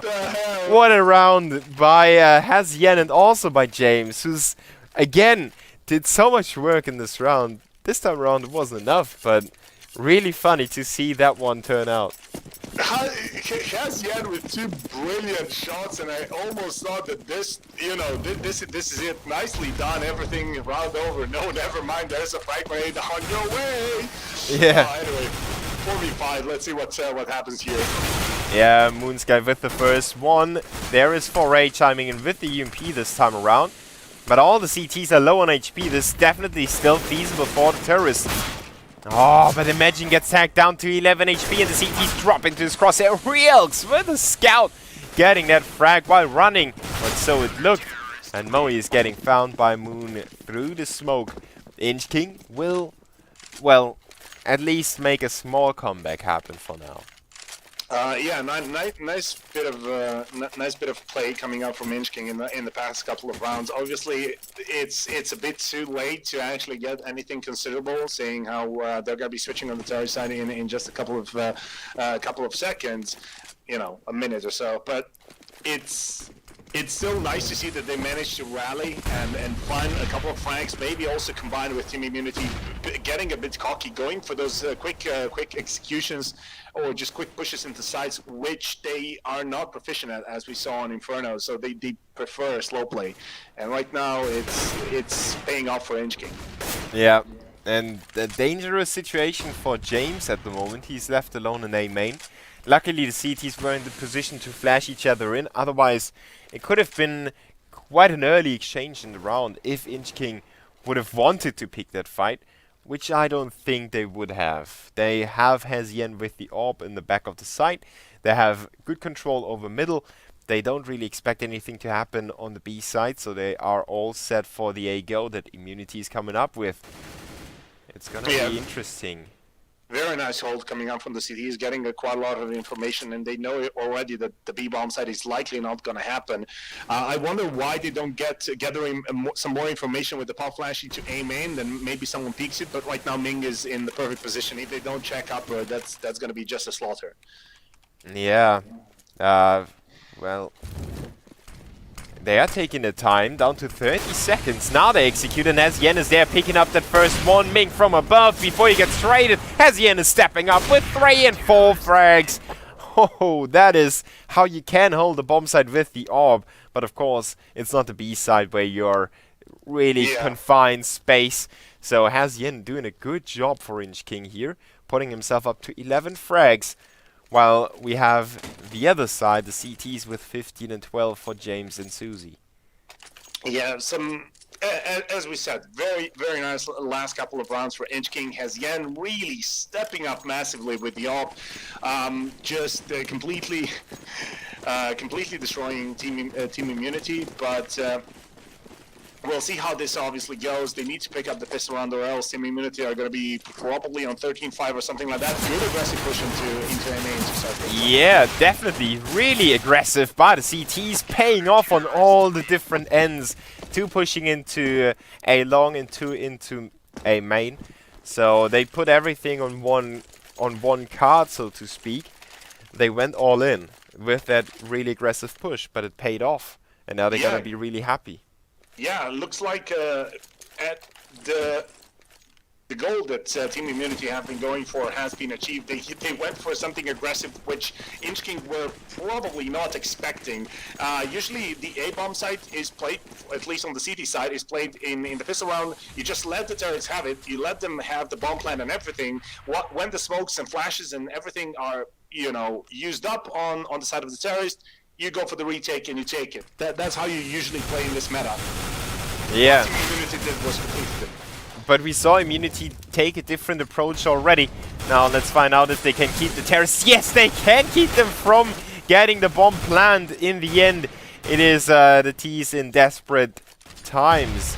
Now they have invested so much, they really need this bomb planned. Moon just gets it done, so the money is there. But only one frag for the terrorists. They expected more of this round.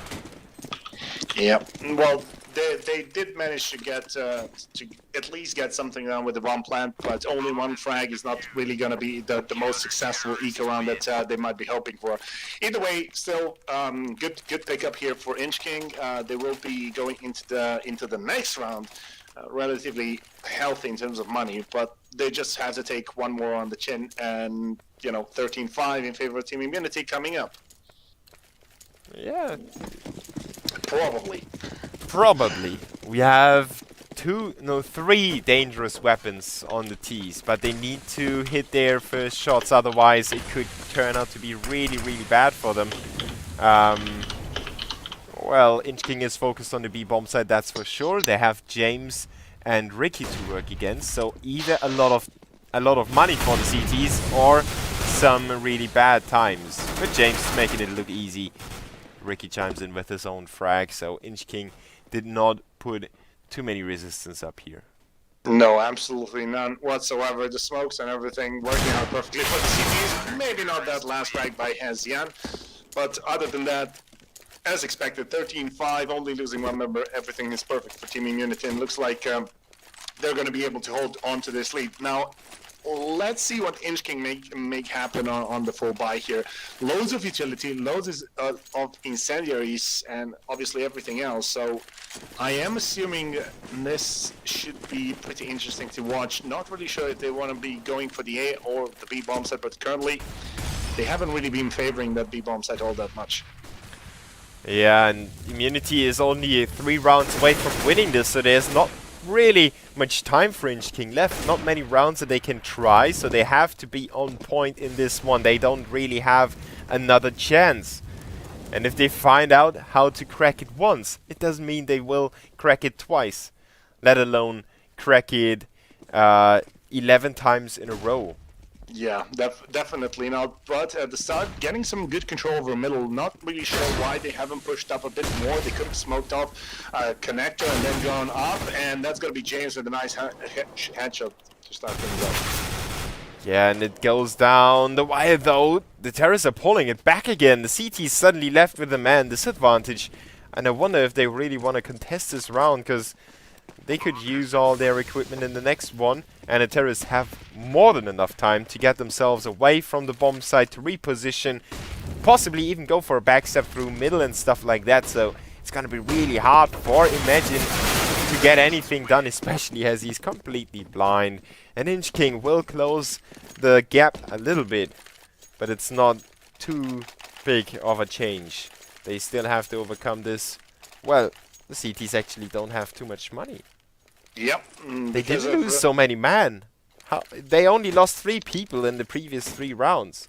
Yeah, I don't really know what went on. I didn't really check, but it feels kind of wonky that they are already on an eco. Yeah, that's still bad money management.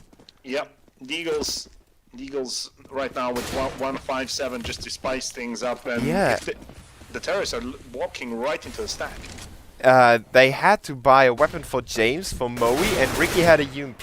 So it was a big investment in the first rifle round by the CTs, and now they're gonna make it a big investment for the terrorists as well, as they get themselves quite a few frags. Moe with a good tag onto Reelks.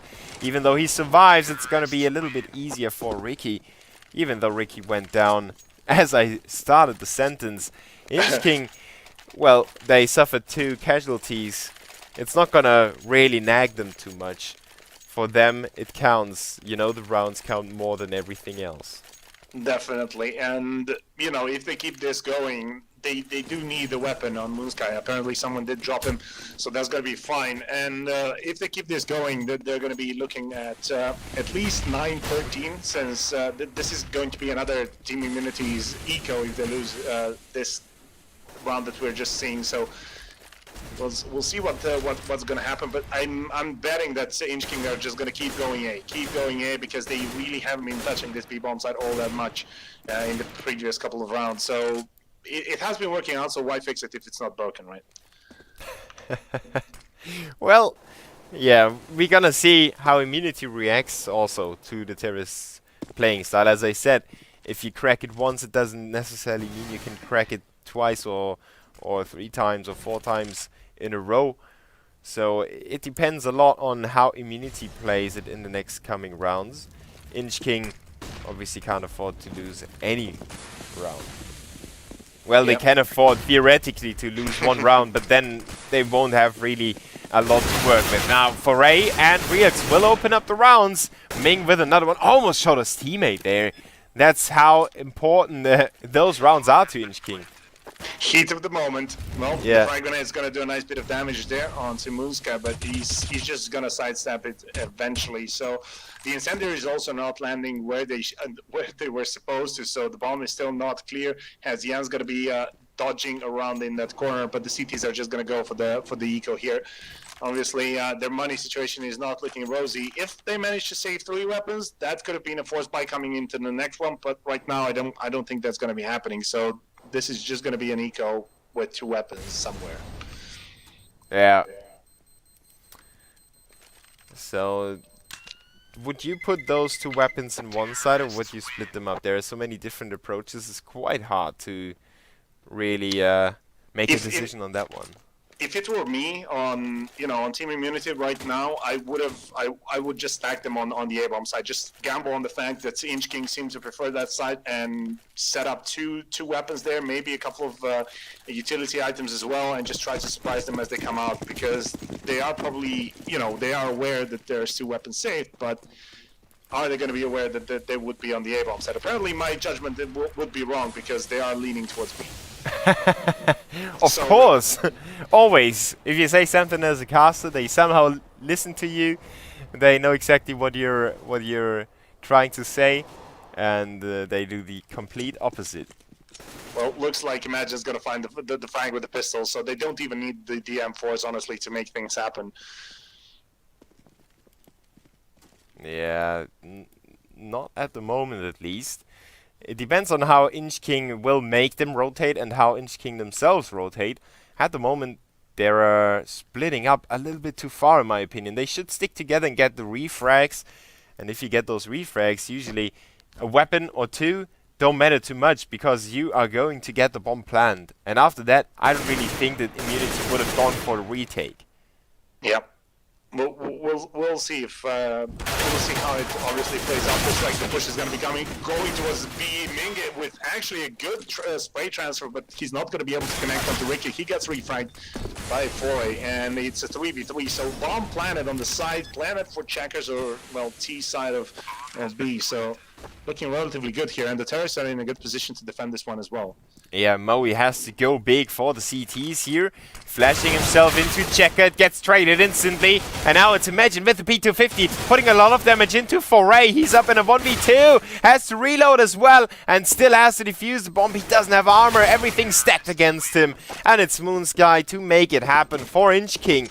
Surviving a very scary, well, almost eco round by Immunity. So the Australian team has shown their strength. They've shown their opponents that there is no round they're gonna get for free.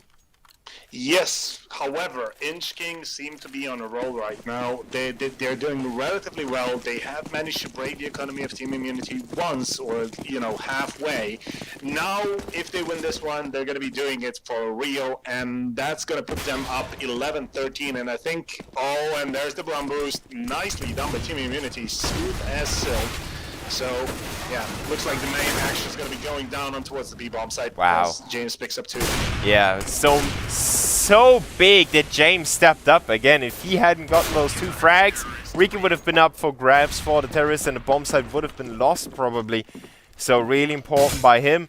Moe stepping up as well, getting a few frags and now putting himself up at 18 frags. Yep. Well, right now, this is do or die time for inchk1ng. If they lose this one, they're going to be on 15-9 plus, basically without money. Obviously, having to force because of that 15 number, but team immunity just very, very close to getting a third map, as they no doubt have wanted to. As the terrorists are trying to get something done towards the A-bomb site. Yeah, the best hope for them. Currently, not a whole lot, since they're still just lurking about. That's going to be the execute. That's going to be the smokes coming across for it with the nice headshot onto Zusi. Imagine fights to him behind. Oh! Again with that double. Even finding the head onto Imagine. 3v2 right now. 2 offs on the side of Team Immunity, and they will need to make those work. Yeah, Moe with the incendiary nade. That's going to be the second frag for Ricky, and it's only on Hasyan. He's not going to be able to survive. 15-9 is going to be the scoreline. And Team Immunity on the edge of just closing it down in their favor and going to a third map. Yeah, and that was a key play by Imagine. Have you muted yourself again? Reap. It seems like I was muted for you again. Oh my... How is this even possible? I don't know. It must have been some weird TeamSpeak bind that I happen to tap sometimes. Doesn't matter. A really important round and important performance by Imagine as well. Those frags didn't come easy for him. He was on top. The terrorists didn't spot him because of his silencer. That was a really important play by Imagine, getting those 3 frags over there. Hasyan almost as important, but yeah, almost clutching. Yes, didn't happen. So inchk1ng have to make up for 6 rounds. Immunity with quite some economy right now. Looking at this execution by the terrorists, and it's back to inchk1ng's running and gunning strategy. He is in with that first frag onto Susie. The CT's completely flashed. Oh! Hasyan with another one. That was really sick through the smoke, lining up the gap in James and Moe coming back for the CTs. They still have a chance here with those 2 orbs setting up their crossfire. Moe is making himself shine in the past few rounds. Yeah, apparently just Inferno not working out for him. Even picking up the AWP and getting some sick flicks here on the A-bomb side. So looking relatively good going into the second map. Moe, I know he has been getting a lot of flack in chat. Oh my God, Ricky with the AWP. And that's going to be at 16-9. Are you muted for me again? Yeah, it will. The bomb isn't ticking long enough for... Oh, that is quite anti-climatic. Yeah, RIP. 69 then, and going to the third map. Yeah, but it's good showing by both squads, showing that they are resilient, that they have what it takes to take it. Oh yeah, that was a real good sentence there. And, well, everyone is showing up now for immunity, and this might be really dangerous for inchk1ng. Yeah, it looks like a lot of people who have been bashing on Team Immunity in the first map might just maybe shut up and just watch the game, because it's not over until it's over. So we're going to be going to the third map, and yeah, that's basically it. It's going to be Dust 2. Yeah, and Dust 2 is a puck style map. You know it yourself. Wow! Oh my God! I just saw what you're doing on the stream. Why? I wanted to give you, you're just the head, so I wanted to be your body. Rip. That is. Oh my god. No, yeah. Dust 2 is a map that you can play very freely on. You don't have to rely on that many executions like you would on Cash, but you still have to have those few executions that have to be well timed.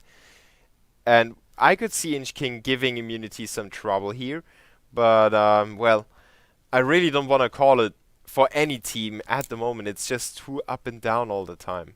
Yeah, to be honest, this could be anyone's map. I think I will check stuff during the break, but I think as far as we've seen both of these teams, there are a couple of mistakes being made, and they don't really.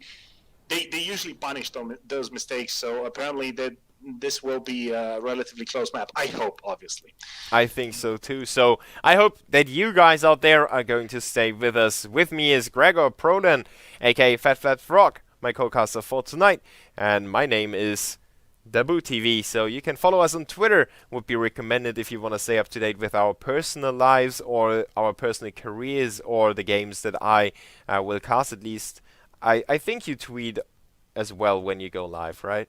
Yeah, Yeah. I usually do. So, yeah, if you want to see some more, obviously follow us on Twitter. If you want to see some more of the WCA qualifier, there's more coming up later on with the Mongols playing against. That name always gets me. Give me a second. Mongols versus Those Dreamscape. brackets. Those brackets. Dreamscape. Yes. I almost called them Dreamcape. And I obviously don't want to do that, so yeah. I thank you for tuning in. Stay around for the third map between Immunity and inchk1ng.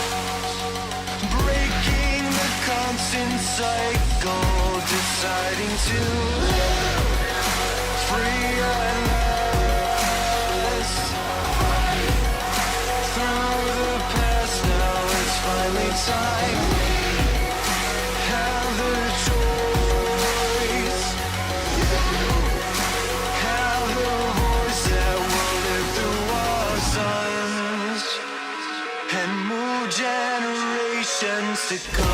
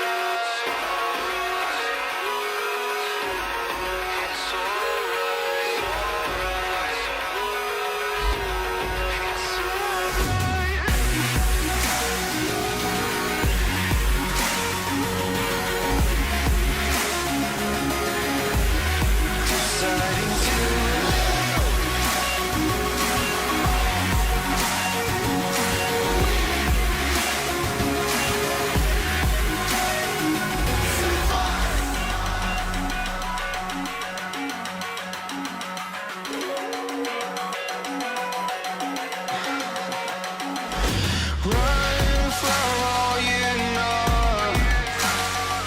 The concrete makes way to valleys, and all of our lessons learned will carry us through the unknown, deciding to live free and let's fight through the past. Now it's finally time. We have the choice. You have the voice that will live through our sons. And we are back, ladies and gentlemen. With me is Gregor Prodan tonight, co-casting the WCA qualifier for the APAC region.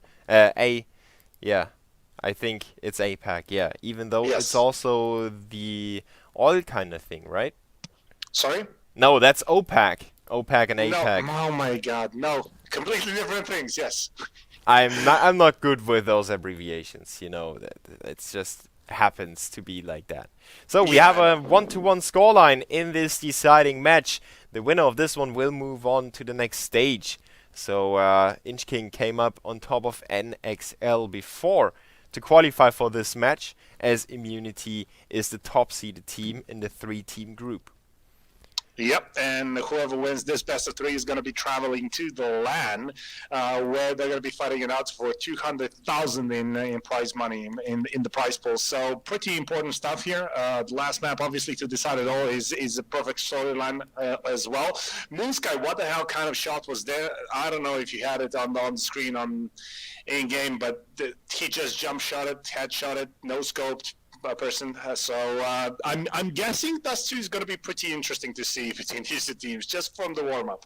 It is going to be really intense with two really good AWP players, Hazien on the side of inchk1ng and Ricky on Team Immunity. They gave themselves quite a run for their money in the previous maps, with both AWP players being on point on both maps. Now we have Dust 2, where you can run wild and run free with the AWP. It is going to go down to the economy, and I think those two players, as well as James and Ming, I believe is going to be key for inchk1ng on this side. I expect quite a few really good lurks off of his side. Yeah, I just wanted to say I'm really interested to see how Ming is going to play this one, because we've seen him in the past 2 maps, and he has been extremely aggressive, just going for those lyrics very early on, getting quite a lot of information and kills from it, and not dying. So here, I'm just expecting him to rush in lower dark, trying to find a couple of kills early in upper and stuff like that. And I hope I'm right. I hope I didn't just curse everything, and he's just going to play extremely passive. But this game should be pretty insane. Yes. I hope that nobody is going to go insane. We are waiting for the Mongols against Dreamscape. I don't know if it's gonna be delayed, but we will cast as much as possible off of this match. So we are going to switch right away if it shouldn't be delayed. And we have a small server issue again. It seems like the server hates us. So we are going to restart the server again. Yay. And I'm asking if we are going to wait for the Mongols. I would imagine that would be preferable, obviously, both for the organizers and for us, because I would like to see that game in full. But, if there's a schedule to keep, then maybe that's not going to be happening. Yes, that's me timing out, of course. Of course. Yeah, because we switched the server and the GoTV is still on the old server, so the GoTV needs to be moved. Right? Can you Yeah. forward me the... This time around, I think I'm gonna keep you in the loop. I'm just asking the admin now. A very responsive admin. That's something that the guys behind the stages never really get to know. But there are good admins and there are better admins. And first of all, there are no bad admins. That's completely impossible because everyone has so many things to do. It's impossible to be bad. I would admin. disagree. I know I don't know personally, but I know of a couple that I had really big issues with. So. Yeah, actually, you're also happens. organizing LANs, so you probably get in I touch get a with lot of stuff, yeah. yeah, with some less experienced admins as well. But we are going to get a new GoTV, I think, and we are waiting with the Mongols and Dreamscape. So everyone that's a fan of the Mongols or Dreamscape, don't worry. We will have you entertained later on. And it's going to be a really cool matchup as well.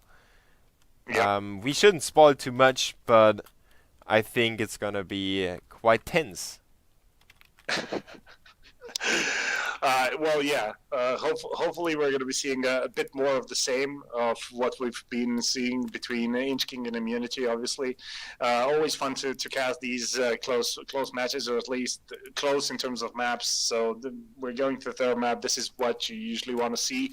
And right now, well, we are going to be casting Dreamscape and the Mongols. They have been hyped up heavily. I'm talking about Mongols during their IEM stint and coming to Europe and coming to the West as well. Also surprising a team, if Well, I'm not mistaken. The Mongols. what do you mean? Well, give me a second. Okay.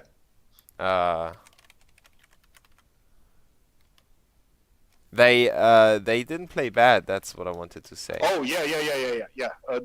Definitely not. I mean, they were hyped very similarly as Tyloo did, in terms of competing versus European teams. But to be honest, Tyloo did a slightly better job. Obviously, a lot of analysts are commentating on the fact that DreamHack Malmo is basically a hangover LAN for the teams that participated on the MLG major. So that's why we might be seeing so many upsets in the past couple of games. But still Mongols one of the favorites in this tournament. So we'll see if they live up to the name. Just on a side note, as we were discussing who Dust2 should be favoring, and you already touched upon it. They did decide. We did mention that the Operas are going to have a big impact, but again, as in all previous maps, Immunity have 2 losses here in the past 3 months on Dust2. So only 2 losses and only twice played in official games. Yeah. Yep. So again, I will give it to inchk1ng. Just on stats wise, they have 50% win ratio, but that is still better than 0%. Yeah, I think you can call it like that. Yeah, I think there is a lot of emphasis on the pistol. I believe it's gonna give the team that wins the pistol round a lot of momentum. So if you win the pistol on dust 2 on either side, you will have the initiative in the game in the first place.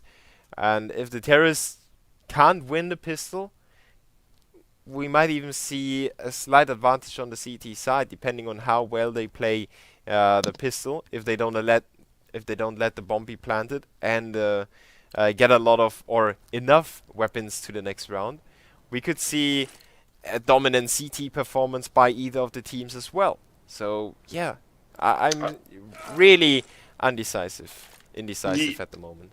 Yeah, as stated, basically this game is open for the taking by both teams. So I don't think it does us any good to speculate too much.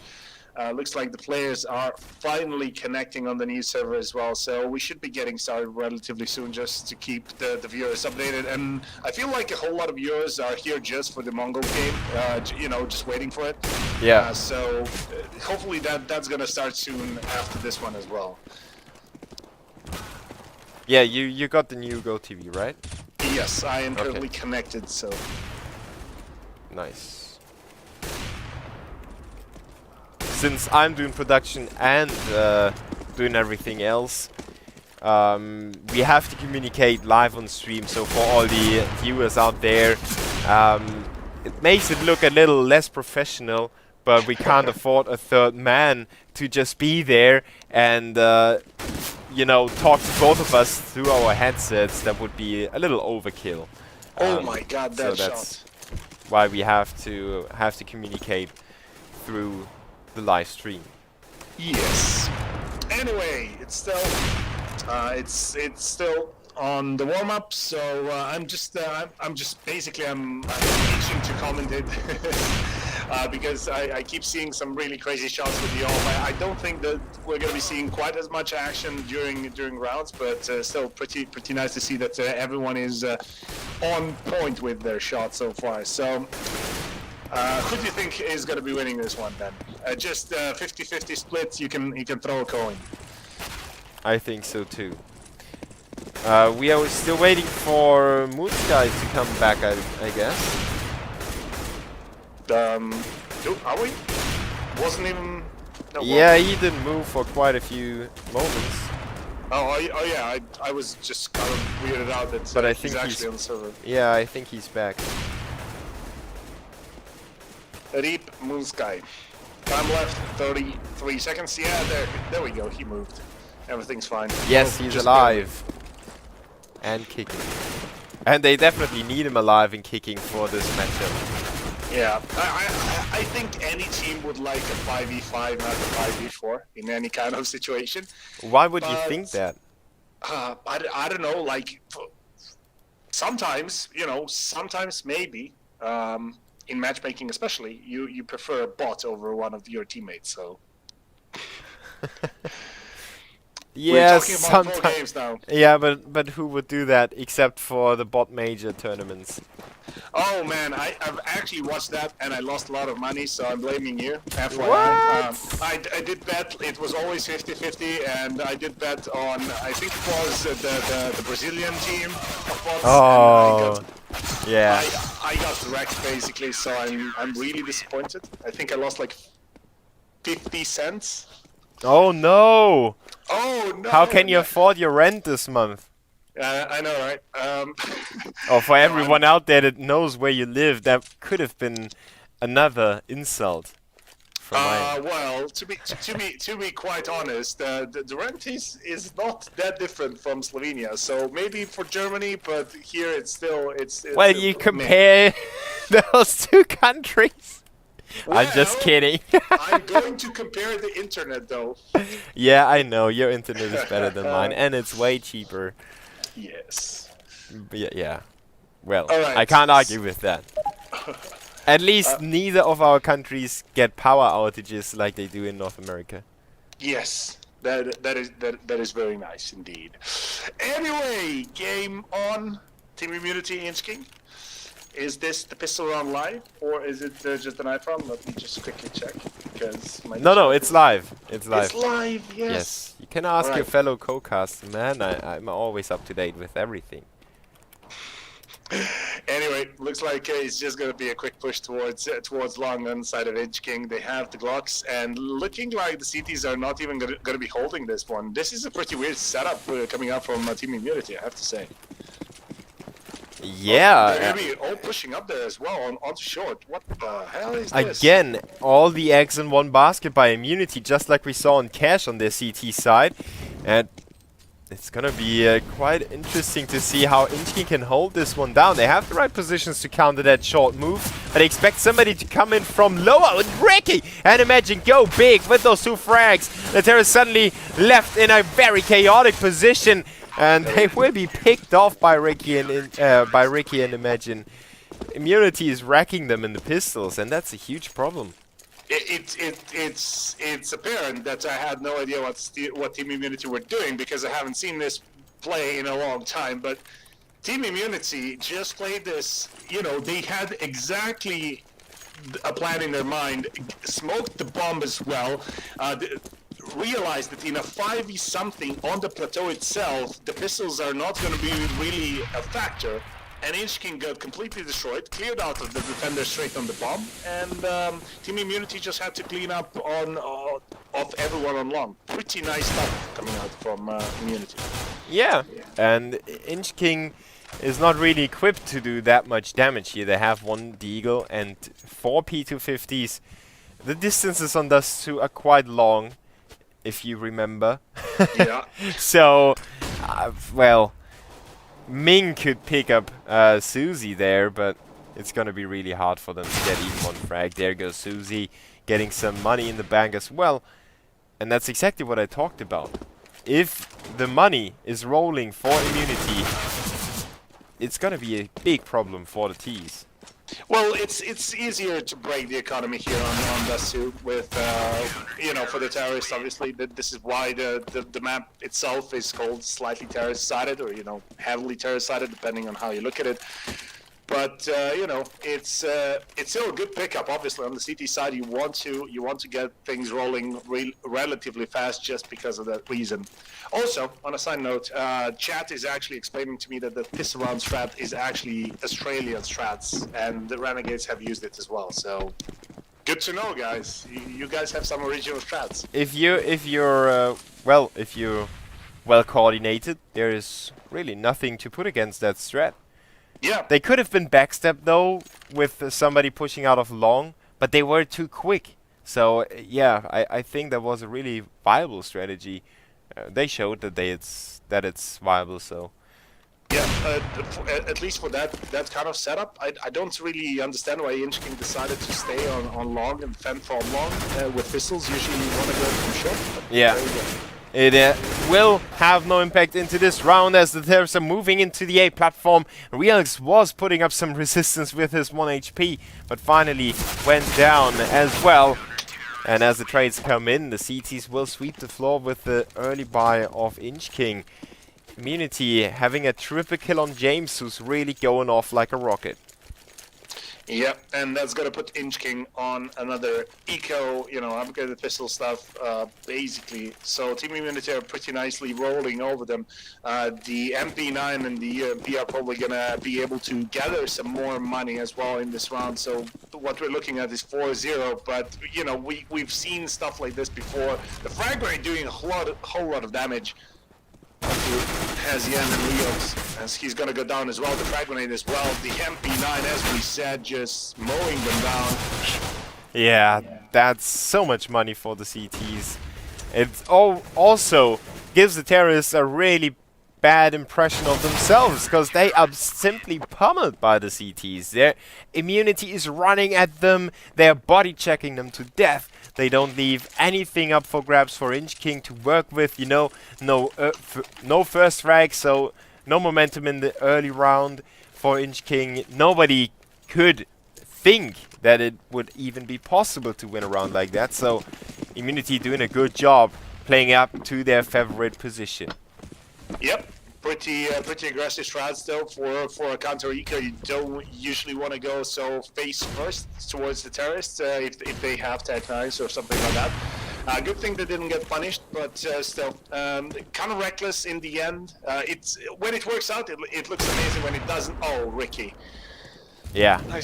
Nicely done. Nice shot there. Already having the impact he had in the previous 2 maps in the fifth round.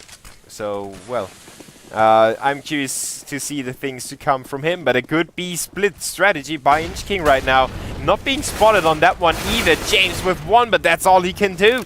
A 3v3 is coming up, and the CT still have some ground to cover before they reach the bomb site. And they do a good job of taking Realx down to 34 HP. But as long as the terrorists have tunnel control, it shouldn't be possible for the CTs to retake. Imagine, and Ricky though, look at Ricky going off! Oh, immunity with the 5th round on the board. And I said that as long as they have tunnel control, it shouldn't be possible for the CTs to retake. But with a no-scope and a quick scope like that by Ricky, everything is possible. Yeah, beautiful shooting by Ricky there. And, you know, just the way that the terrorists were holding this, a bit too aggressive in my opinion, ended up being Team Immunity's Team Immunity's playground. Basically, they had the frag grenades did so much damage just going in there without any risk to the CTs, and this is just going to put the terrorists on alert.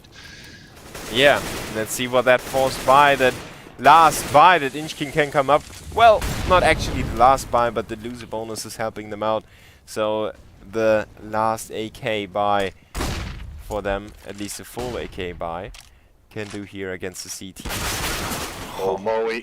That's exactly what I expected Ming to do. But Moe does it to Ming. So we have the terrorists down a man again. The bomb is moving for the A bomb site, but it's almost too obvious the terrorists will make the move over there with Moe going for that backstab already.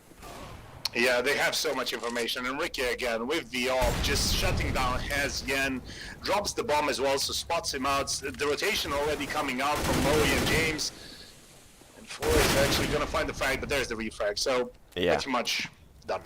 And you know, yeah, I thought the bomb might have dropped down into CT's bomb, but it was still lying up there. Doesn't matter, Moon jumps out or jumps down nonetheless. Looks for that kill. It's still possible for him to clutch this, but with Susie staying alive and long, he's gonna battle it out with 2 different directions, or at least he thinks he will do so. With 27 seconds on the clock, it's not gonna be enough time to really go for those kills, so he has gonna do it the wrong way or the hard way. There is no real wrong way in that situation. He must have been killed anyway. The CTs, if they had messed this retake up, would have been really, really bad. The only option in that position would be to push the guy on long, especially after he spotted the 2 guys on short. Not even go for the fight, but yeah, as you said, pretty much an impossible situation for inchk1ng, and it's gonna be 6-0 right now. Another full buy for them, and eco again. Probably. Yeah. Although the max loss bonus is already in effect, pretty much. So yeah. Yeah, they will keep forcing it up, but for example, Moon doesn't have armor and he loses 40 HP in the incendiary nade. He sends his teammates forward on A long, but the CTs already have a 4-man stack on the A bomb site. Not completely a 4-man stack, but they have James so close to A short that he can easily support his teammates. And the terrorists will lose so much HP on the cross. Ricky burns him. Moe with 1 frag in middle, and the CTs already start their retake. They know exactly what's gonna happen. Beautiful shot there by Ricky, but he gets shut down by Moonsky straight away. Imagine is there again, and that just leaves Realx, who doesn't really have much options, especially after getting flashed. Team Immunity just playing this by the book, playing very, very consistently, landing those shots, and as you said, first map, you know, they just need some time to get warmed up. Yeah, they were still asleep a little bit. That's what I was taunting them with. Now, we pointed out how important the AWP players are, and just to give you guys there a glimpse, Hez Yen is the AWP player for inchk1ng. He has 0 kills. Ricky has 11 kills, being the AWP of the CTs. And it's a 7-0 scoreline, so I think you can make the assumption yourself. Yeah, currently just the odd difference, basically. Yeah, now let's see if Itchy can get this B-split going, but the crossfire is too strong, so what did you want to say again? Nothing. I'm just in awe of James and his spray right now. He even runs out of bullets for for the triple kills. He has the time to switch to a pistol, peek back out, get the frag. This is just team immunity walking all over inchk1ng, and I'm not surprised that I see a pause. I'm guessing it's a tactical pause. Yeah, there we go. So inchk1ng they have to talk things over, or else this is just gonna go downhill from here. Yeah, at least they make the decision to really talk about it, to get themselves back mentally and strategically as well, because they played those 8 rounds. They had how many rifle rounds? Well, 4 rifle rounds.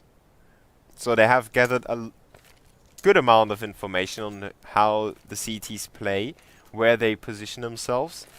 Unluckily for them, Immunity decides to go for a double AWP. So we might expect a different setup by Immunity. And inchk1ng is going to run into that different setup with a thought of facing the old setup. I'm not even sure if inchk1ng are thinking on that level right now. I don't think that their first concern is what is our opponent's setup. They are getting out-aimed and out-rotated. They don't have anyone protecting their flanks and their back, basically. So Moe just keeps on going in those on those flanks. They can't even afford to get an AWP at this point, or until now, they couldn't afford to get a proper AWP for Hazien. So it's basically just team immunity outplaying them.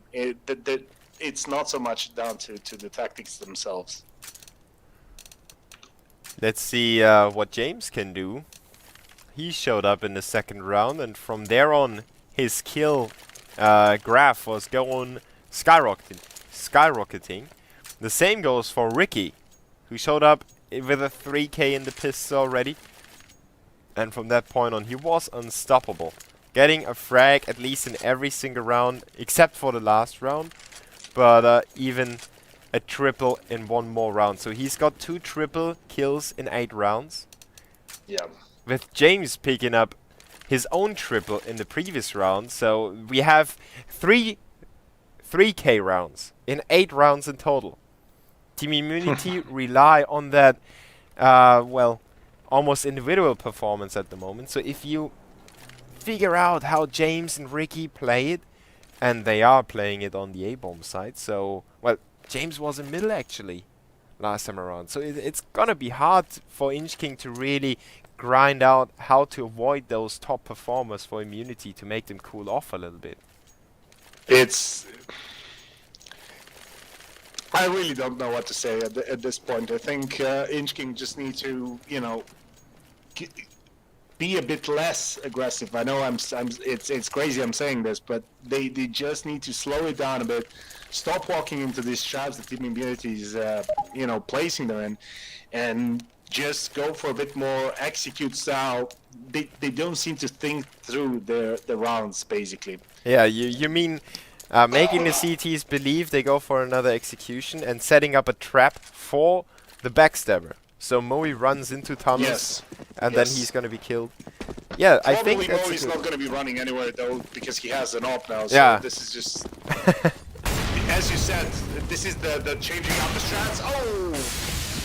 And that is something that you can never expect. 2 AWP players getting those first frags. James pushing into middle as well. It's so hard to play it for inchk1ng at the moment.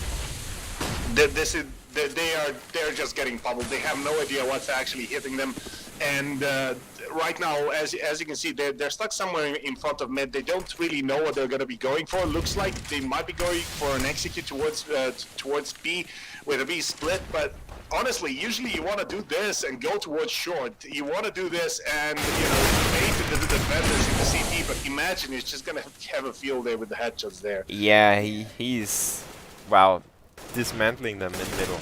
That double headshot, so quick And he picks himself up a third frag as well. So now we have 4 3K rounds in 9 rounds in total. Well, let's check the other guys. Moe had a 3K as well. So that makes 5. Only Yep. Susie is disappointing. With no 3K rounds. Oh no! Oh no! Look at him, poor guy. Probably, you know, a lot of people usually bash on players underperforming or not having nice shot there by Foray, but not having kills. Well, he can't get kills if his teammates kill all of them. So Yeah. It's well, it's immunity unleashing their inner beast. Ricky will punish the first one of them to peek for a long, and Susie's there covering his all player in a good way. So the terrorists are cut off from long. They can't make their move. Ming is tasked to pick off Ricky to open up this site, but they will quickly change the setup again. Susie's taking it from close, and the terrorists are left with that man disadvantage. And again, they look a little lost on how to play this situation. yeah, they lose so many members right at the outset, and it feels like this completely screws with their initial setup, initial goals. Right now, they're just going to be walking into Ricky with the op train onto short, and this will not be pretty, I think. Smoke dropping down. Oh, quick flick! What the hell? Quick scope there. That's the first one. Tries to go for the second one with Reels because he's there and finds Imagine. So now Ricky alone on the side. And another one for him before he gets shut down by Foray. Finally getting the frag, but he bought enough time for the rotation.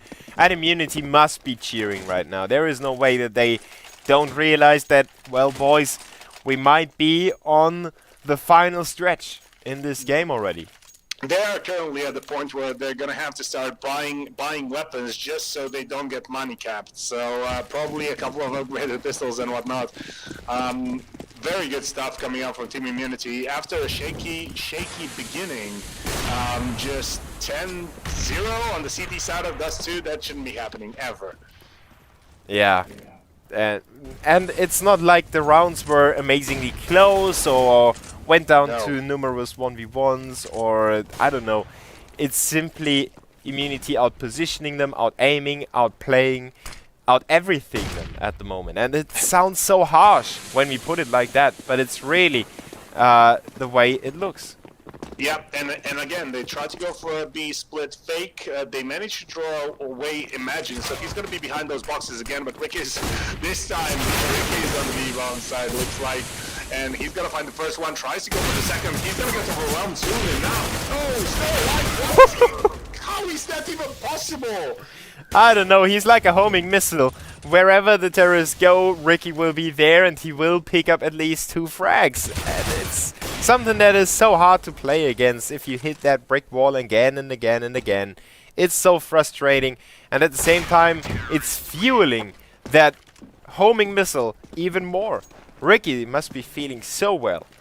Yeah, I mean, just everyone must be feeling so amazingly well. Even Zusi, who has the least kills ever, he still has a 100% KDA basically. So what the hell is going on right now? Yeah. Everyone just 17-5, 11-4, And still, even 0 kills on Hazien. It's this is pretty disappointing. We were hoping for a close game, but right now we are not getting what we paid for. But at the same time, inchk1ng is not getting the opportunities, economically speaking, to even put an orb in the hands of Hazien. And at the same time, they are not even allowed to plant the bomb in most of the rounds, so it's so hard for them to reach anything that could have an impact. Getting completely mowed down on long as well. Ming's gonna find one, but he's in a 1v2. Moe has been extremely good with the AWP, and just as I say that, finds the frag onto Ming as well. Proves you're right. Another 3K by Moe. Yeah, Moe has been like... We've criticized his rifle play on Inferno, but probably because he was not used to, or he's not used in general playing Inferno. And secondly, they didn't really have a whole lot of chance to actually put that second op in his hands. Right now, he's really stepping up with the op as well. He's been hitting those shots quite consistently. And we say Rick is amazing, but Moe's, just below him. Yeah. And with 2 AWP players on point, Imagine being on point, James being on point, and Susie doing his job as a support player for Ricky, there is really no opening that inchk1ng could abuse. They are left scratching their heads on thinking how they can possibly get even 3 rounds, and this one is another forced buy. Yeah, with Deagles, it's an upgraded pistol round. At least they salvaged that rifle that James dropped. Yep, at least they did get that rifle, but still, it's likely going to be 13-0. Maybe inchk1ng find the first round on the board here. If they manage to overwhelm Moe, they look like they might be going for a run boost past the smoke, but that's going to be Moe getting completely shut down. And, this is looking good. Let's see how the cities handle the retake. I think maybe even the first round they picked up the first frag, or at least the first round they picked up the first 2 frags. Now they have to make it happen as well. They still have 2 armored players now, but Foray goes down to Imagine, who picks up a double kill, and Ricky is still in the round. It's up to Moon to salvage his round. He's gonna be pushed and taken out by Imagine, so another triple kill for him. Immunity is sharing the load right now. I think a reference to a gangbang would be in order here. That's why I said they are sharing the load. Yes, I know. I just wanted to follow up with the obvious one. This is just painful to watch right now. Team Immunity just completely walking over inchk1ng. Still 0 frags for Hazian. 18 and 17 for Ricky and Imagine, who are going off. And like I said, Susie is doing his job perfectly as the AWP support player. He's the guy that people need to focus on their own play. Hazian on the board. He got the AWP and got the first flag there. Yeah, it's a little bit like Guardian 1 year ago when everyone said, if Na'Vi don't get the AWP, they will lose the game. And then suddenly Guardian showed that he's capable of doing everything. But regardless, Hazian really needs the AWP. And look at how far Ricky's out. He's not giving any respect to the terrorists, and he's going to be punished for that one. I think that was simply overextending, but looking at the scoreboard, you can't really blame him for that. Yeah, right now, I mean, they are so comfortable, so far ahead. Obviously, in CSGO, everything could happen. Things could change very, very quickly.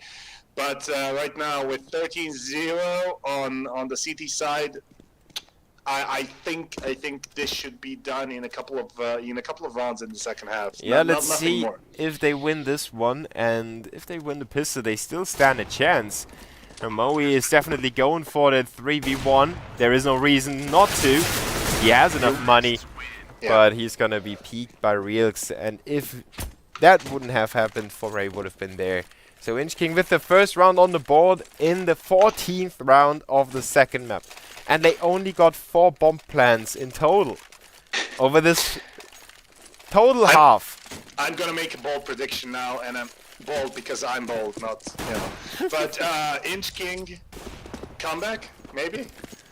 Let's hope for it. Half. Let's hope for it. The CTs countered the a long aggression with 3 players stacking up there initially, and Ricky pushed into middle. He's completely free. He's doing whatever he likes. It doesn't matter to him. People in matchmaking would be so mad at him for running out there into middle without support, but he can do whatever he likes, whenever he likes. Yeah, and right now that is the big issue for inchk1ng. They just don't know where the next op shot's gonna come from. Either it's gonna be Moe going aggressive in some spot or other, or it's going to be Ricky. And they're beginning to be paranoid. They are stacking all their eggs in one basket, as you say, and just trying to brute force into one of these sides. Not really going for anything too creative, just walking up there. And Ricky again, oh my god. Yeah, he's positioned wherever the terrorists are about to hit, and if he's not there, it's Moe to get the kills. Moonsky is the only one standing for inchk1ng. They were slowly but surely tiptoeing their way into the A side. but they completely shut down by the CTs again. A 14-1 for Immunity on the first half here on Dust 2. Both of us expected a very close game, but let's not count inchk1ng out.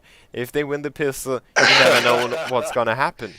Forever the optimist. Forever the optimist. Of course, that's our job, man.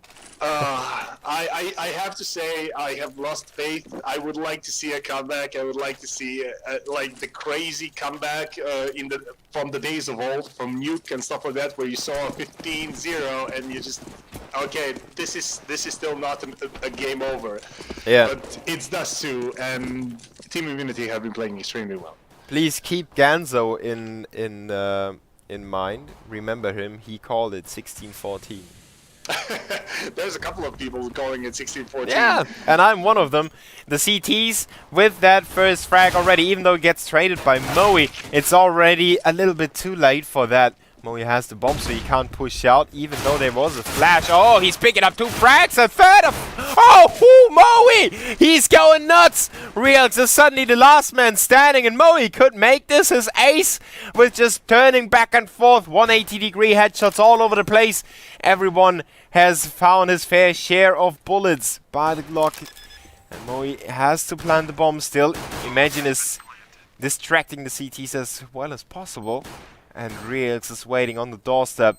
Moe just has to cover the window. Imagine has the door covered.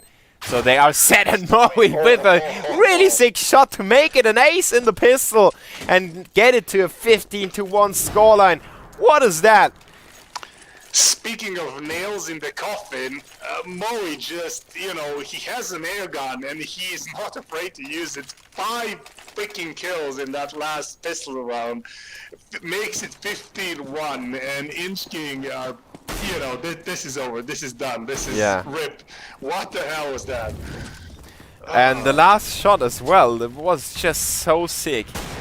Barely turning the corner, and awesome stuff by Team Immunity. Now they have 14 rounds to close this one out, and this one might even be the start of the end, if the start of the end hasn't started 16 rounds ago. The CTs with a desperate attempt to get it back. Hesian with a good deagle shot onto Susie. Oh, I thought it was another frag. Just barely missed that head. Tiny little head sticking out.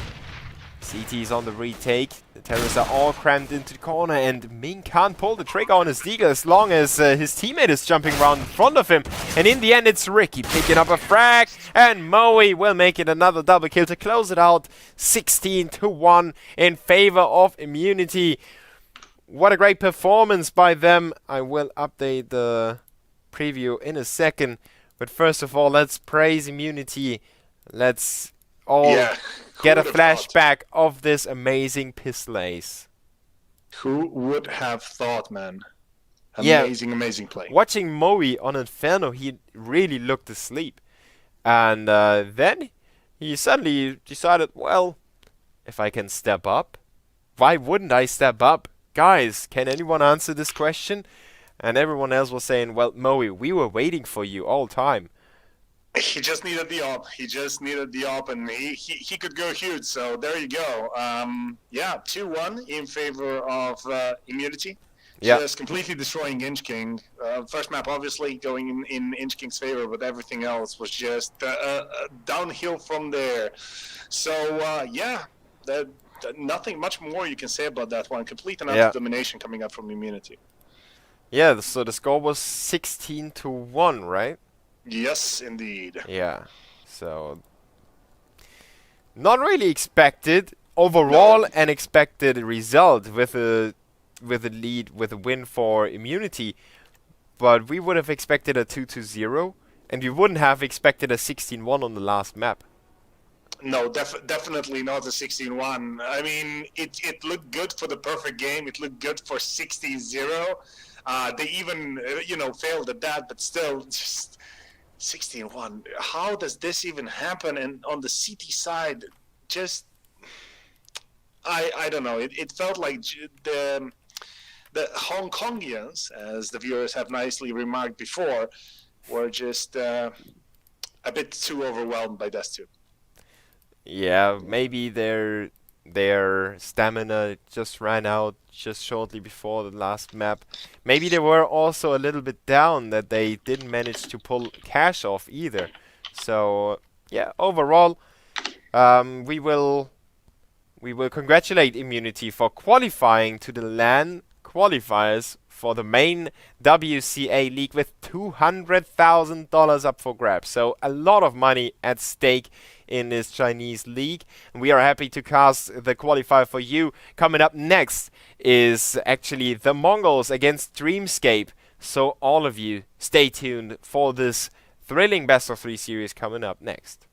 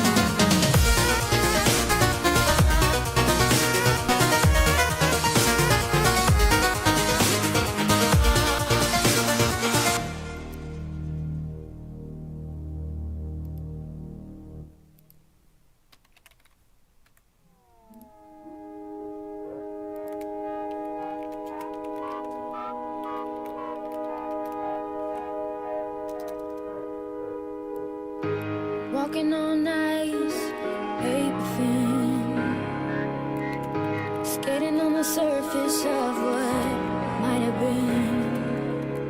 Do you wanna be set free? Voices in the sound of the cracks are singing to me. Do you wanna be set free?